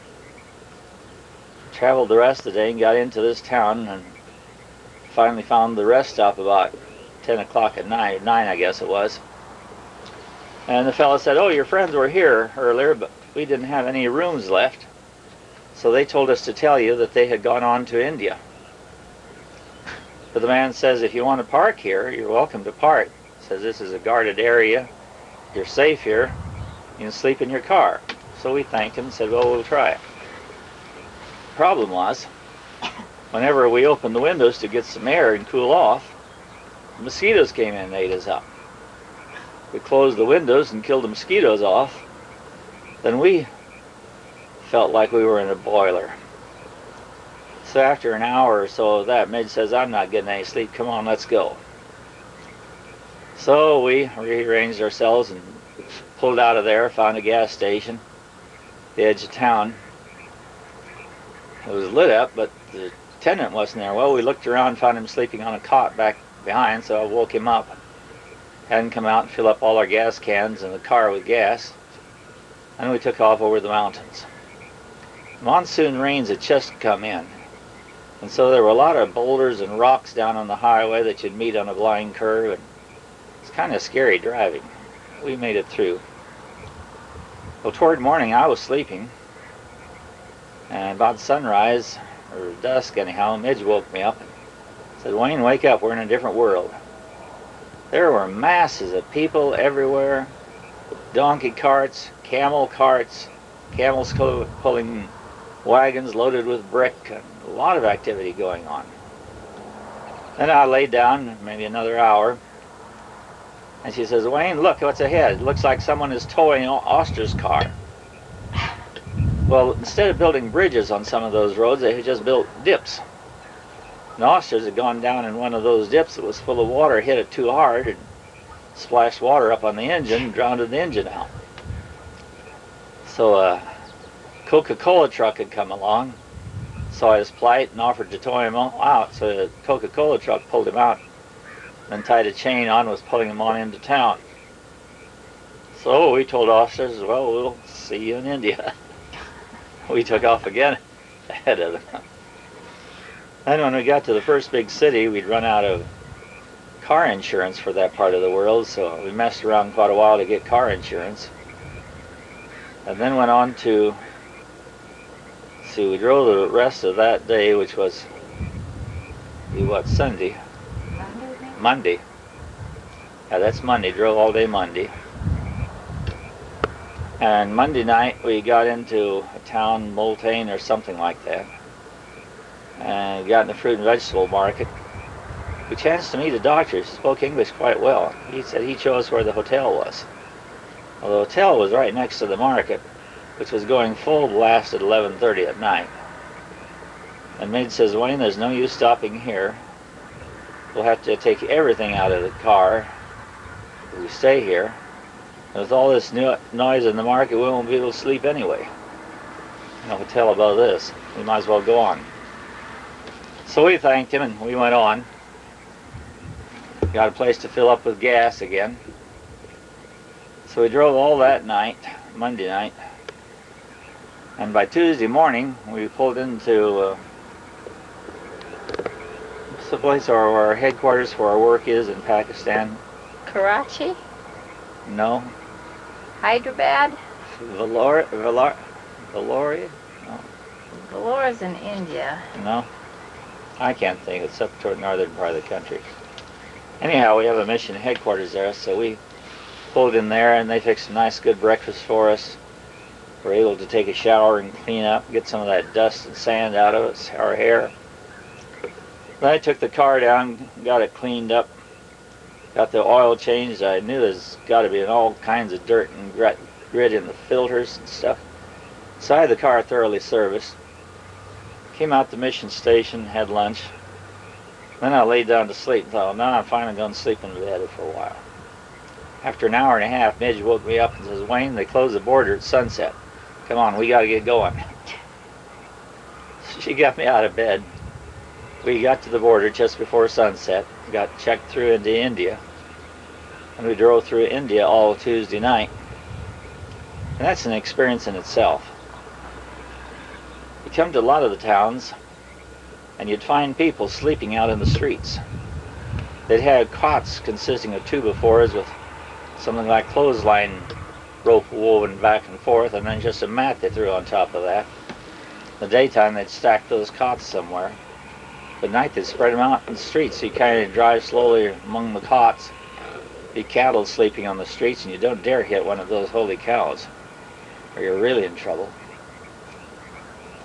So we drove cautiously through the night and got to Missouri, where the academy is, along about 8 o'clock in the morning. So I had not really had a night's sleep from Friday night until Wednesday night. Oh, and when we got over there saw the kids, talked to them a while, then someone suggested we go over to the Ganges River and see how the Hindus worship over there.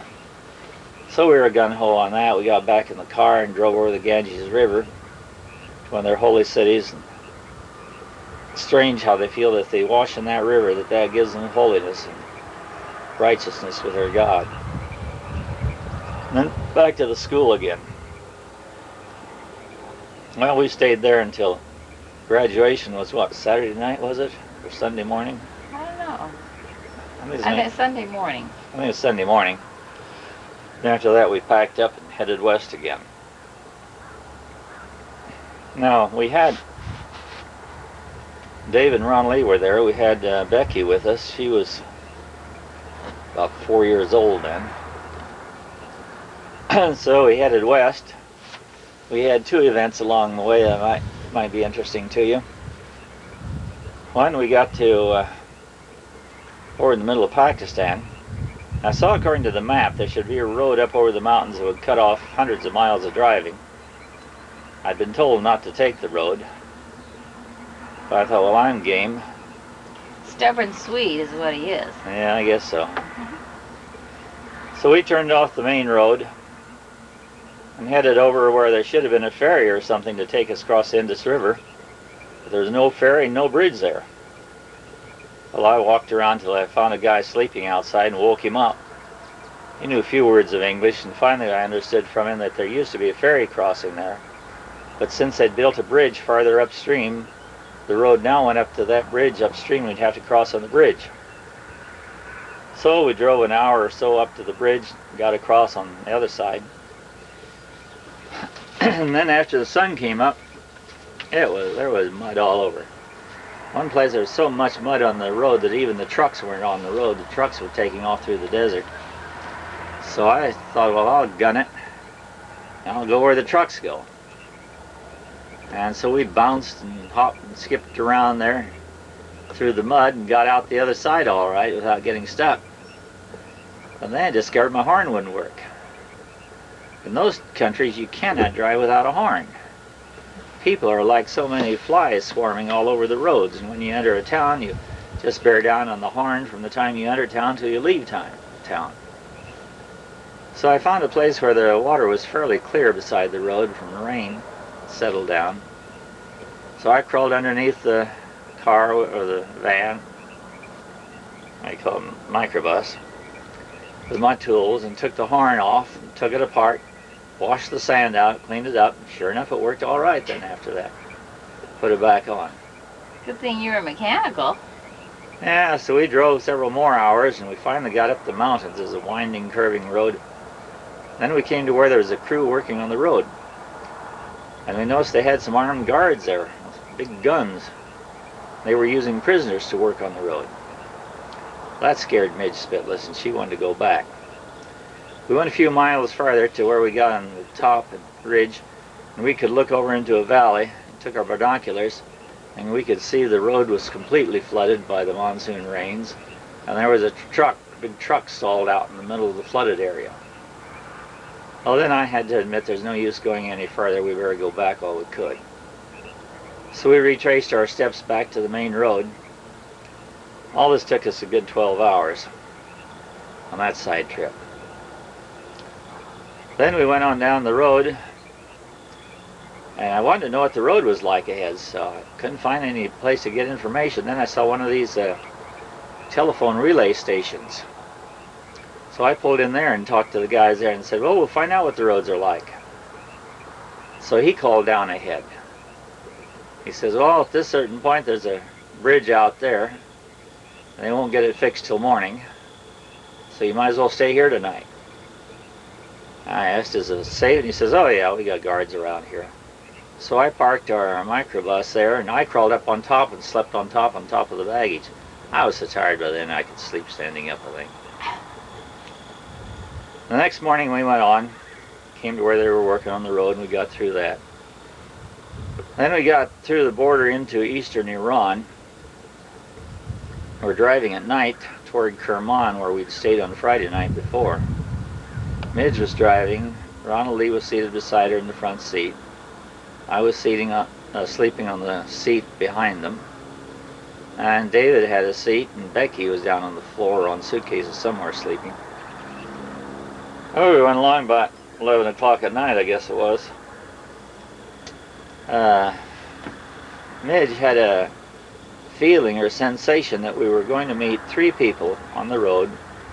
Some would be dressed in a uniform, some would not. They would be armed. They would try to stop us, but she should not stop. She should go on. The impression was very strong. About 15 minutes later, she came over a hill, and as the light shone down the valley, she could see on the other side, there were 3 men with guns. And they motioned for her to stop, but she remembered the impression she'd had not to stop, so she stepped on the gas. And just as she went by, one fellow raised a shotgun, or rifle, whatever it was, and fired at the car just as we went by.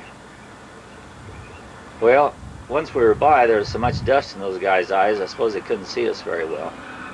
And she just floorboarded the car on up the hill. Had Ronald Lee wake me up. Ronnie leans over the seat and says, Dad, we've been shot at. First I didn't respond, I was too sleepy. Then she called me again, Dad, we've been shot at. I said, you sure? And finally I woke up, and it's hard for me to believe it because I didn't hear the gun or see the people or anything. So Midge told me to get up there and drive, to crawl over the seat, slide down between her and the door, and she'd slide over. Said she didn't want to stop for anything.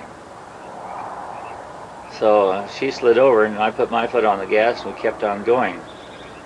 Another couple hours, I guess, until we got to Kerman, about midnight, something like that.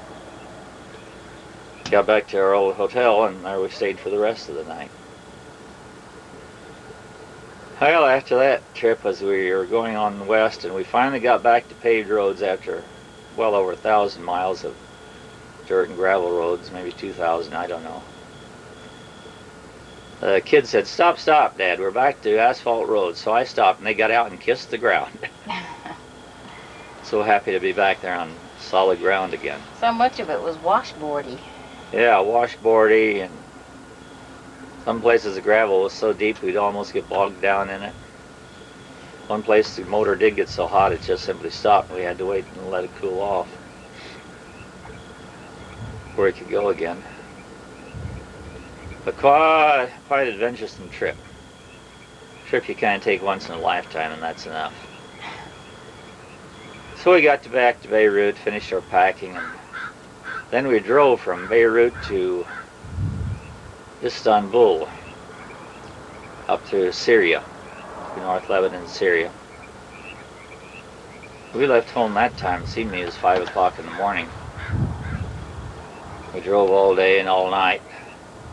Got to Istanbul the next morning. Visited with our missionaries there a while. Then we drove on west through the European side of Turkey, through Bulgaria at night, through Yugoslavia in the daytime, and then we wanted to make it to Budapest. That's the capital of Hungary, isn't it? By Friday night. And so we made it there by Friday night, but that was a long haul too, from 5 o'clock Wednesday morning till Friday night with virtually no stop to rest. And then there we had a unique experience. The nice hotels, and they've had some real nice hotels there, but they were expensive for us on missionary salaries. So we asked if there wasn't something cheaper, and they said, well, you can go to the government tourist bureau, they'd maybe find something for you. So we went there, but there was a whole line of people waiting for service. So Midge and I were inside waiting in line, and Ron Lee was out by the car. A young fellow around 16 years old came by and asked in broken English, you want a place to stay? And she said yes. He said, my aunt and uncle have a house they built. They like to keep guests, get some extra money to pay for their house. So she came in running all excited that she found a place to stay. So we broke out a line and went out there and talked to him. It seemed reasonable. So we asked where it was. Well, he gave us the address, but what did that mean to us? Budapest, no street maps. So he got in this front seat with me and directed me. We drove and drove and drove. It must have been an hour at least till we got there. Midge was worried where he was taking us to. Out to bump us off somewhere or something. But finally got there, and his aunt and uncle had built a small house, but a new one. Had a lovely flower garden around it. They opened the big gate and let us drive our car inside the gate where it'd be secure for the night. And they fixed supper for us, and then I began to understand why the Hungarians have so much excess weight. When they put butter on bread, they put bread on butter. Really, no joking, it's about a quarter of an inch thick. And they really put on the dairy products, and consequently there were a lot of fat people in Hungary. Well, Midge, with her broken German that she'd remembered from childhood, and with us boys translating, we communicated quite well together that evening. But I kept wondering, where's the bedroom? Where's the bedroom?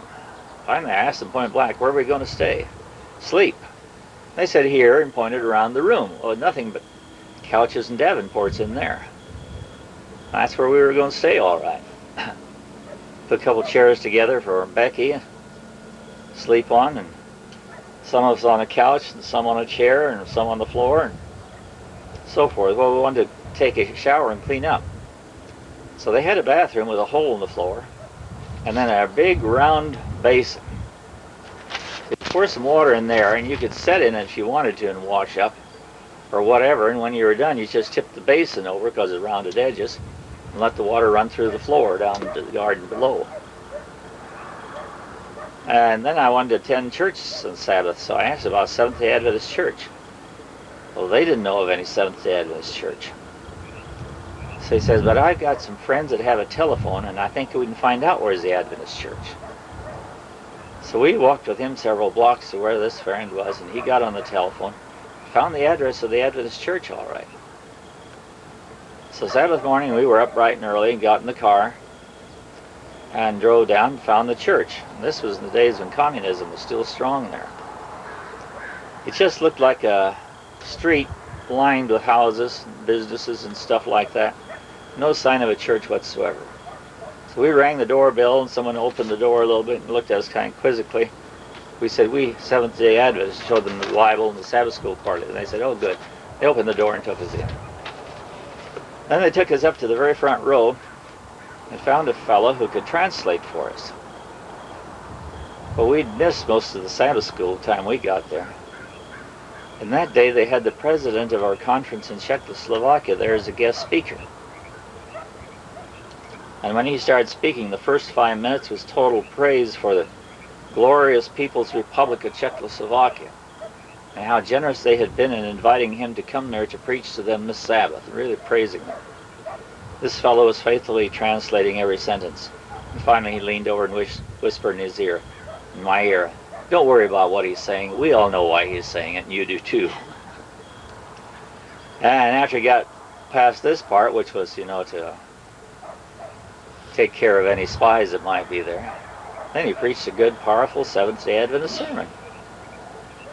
Well, after church, they introduced us to a lady who worked for the telephone company and international calls, and she knows a lot of languages fluently.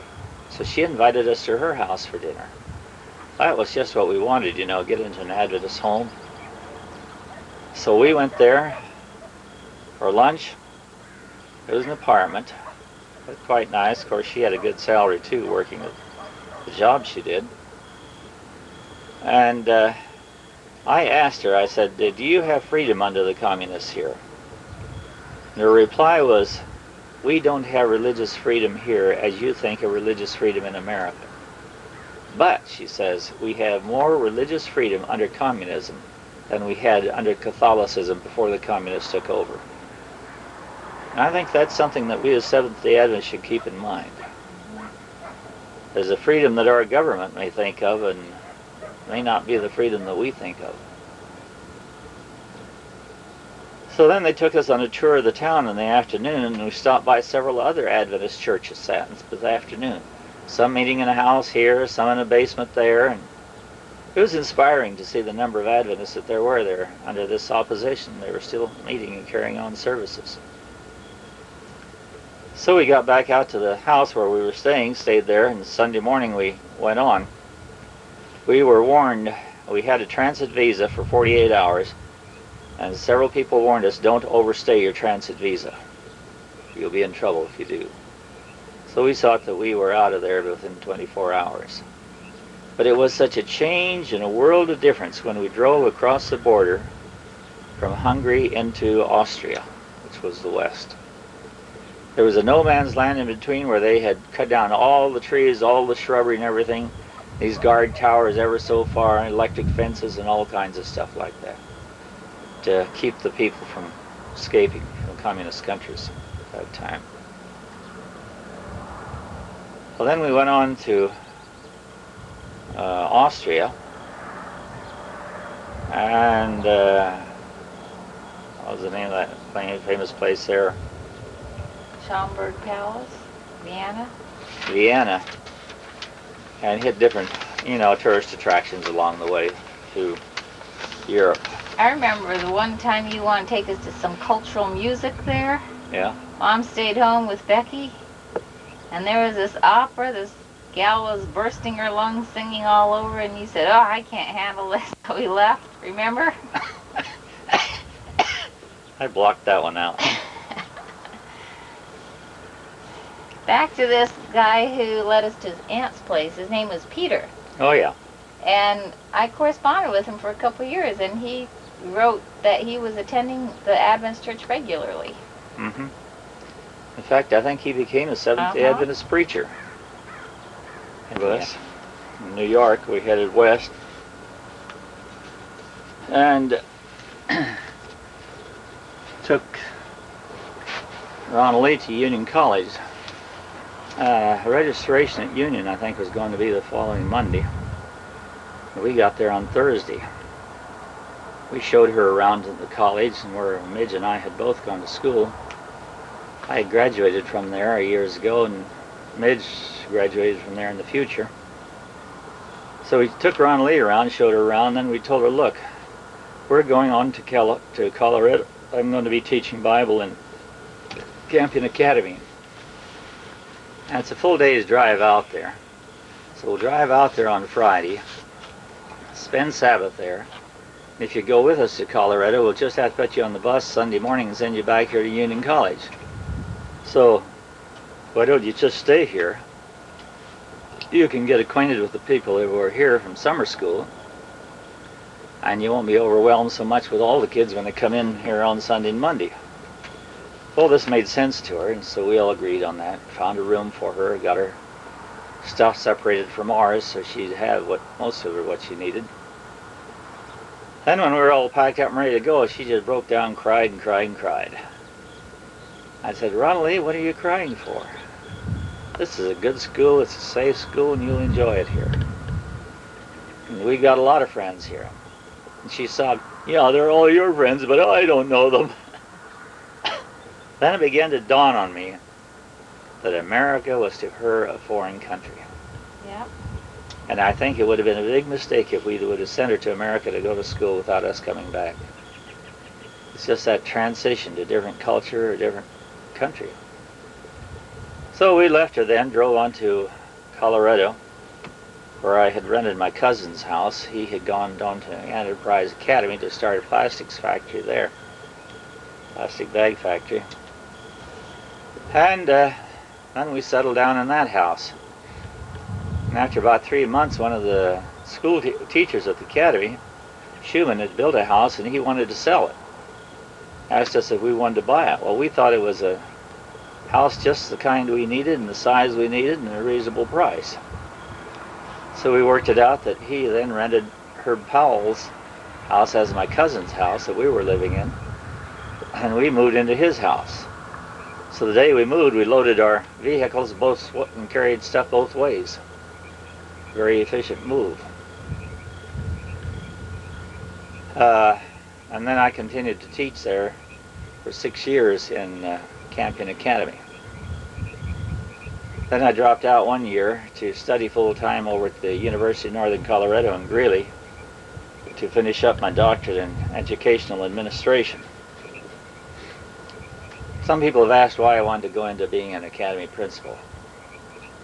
I guess it's because I had seen some academy principals, in my mind, do some rather stupid things. And I thought there was a crying need for a principal who could get a hold of those academies and run them like they ought to be. Well, I had something to learn myself. What was the thing you learned? Being an academy principal is the hardest job I had in my lifetime.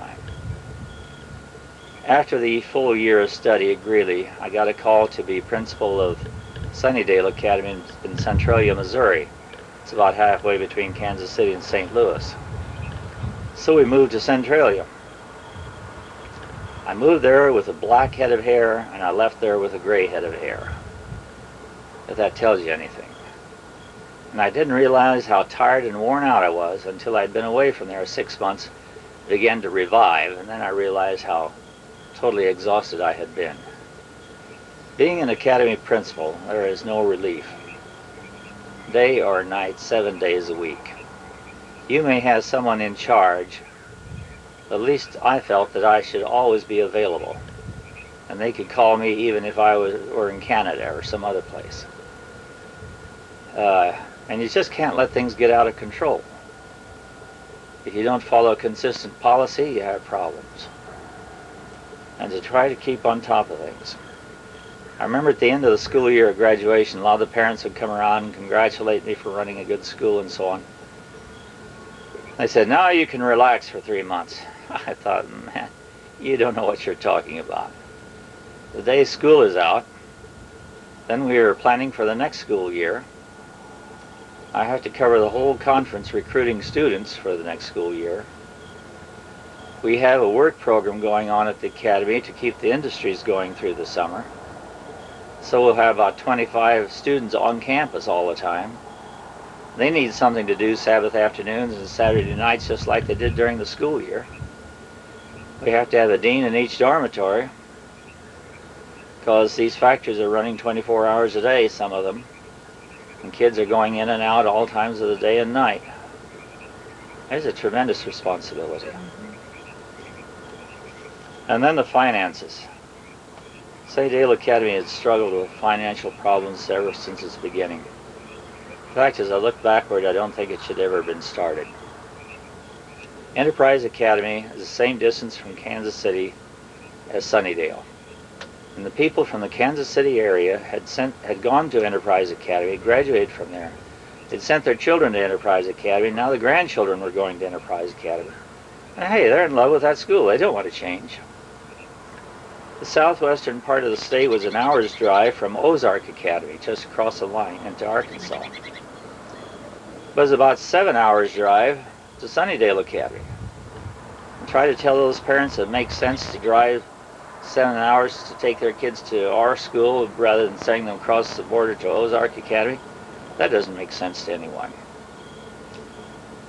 And up in the northern part of the state, they could just as well go. We had very few Adventists up there, but the few we had, send their kids to Oak Park Academy. St. Louis was the only one that was very far away, but they could have gone to the academy in Illinois, up at La Fox. But somehow it seems to have crept into our conference constituencies and conference officers that every conference needs its own academy. And now they're learning the hard way that the academies are a terrific financial drain. And it's more economic to operate one large school than it is several small schools.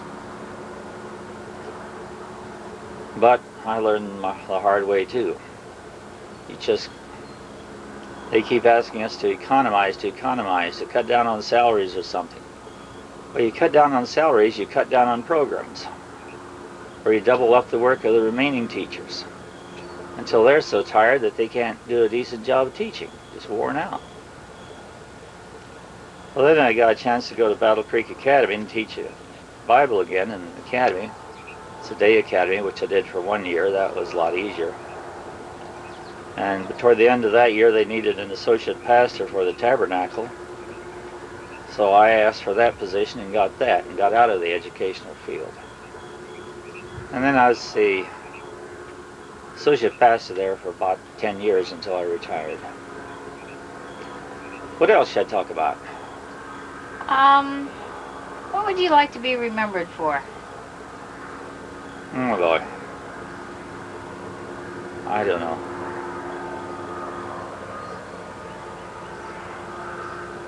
I suppose for being one who tried to set an example of what it means to follow the Lord. Not that I always did the right things, but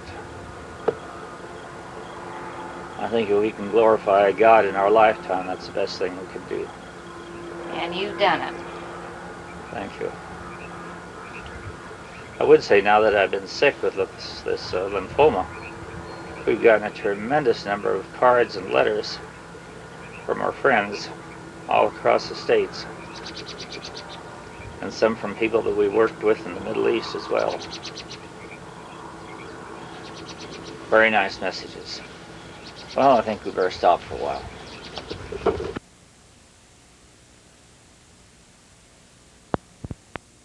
You don't know just which way you're headed yet. But God will bless you too if you make great decisions on what you're going to do. The last few days I had a chance to do a lot of thinking.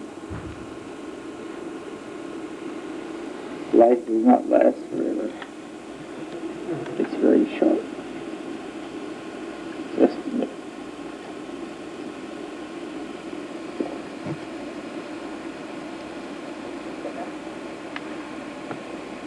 We're here today, gone tomorrow. So keep yourself close to the Lord. And all in the Lord's giving you a strong mind.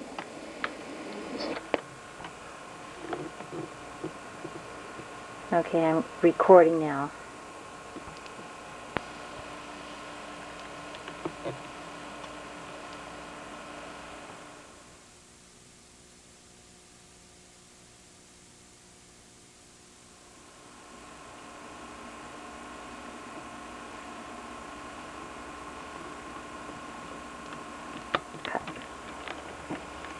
Okay. Now rewind Kristen, see how that does, and put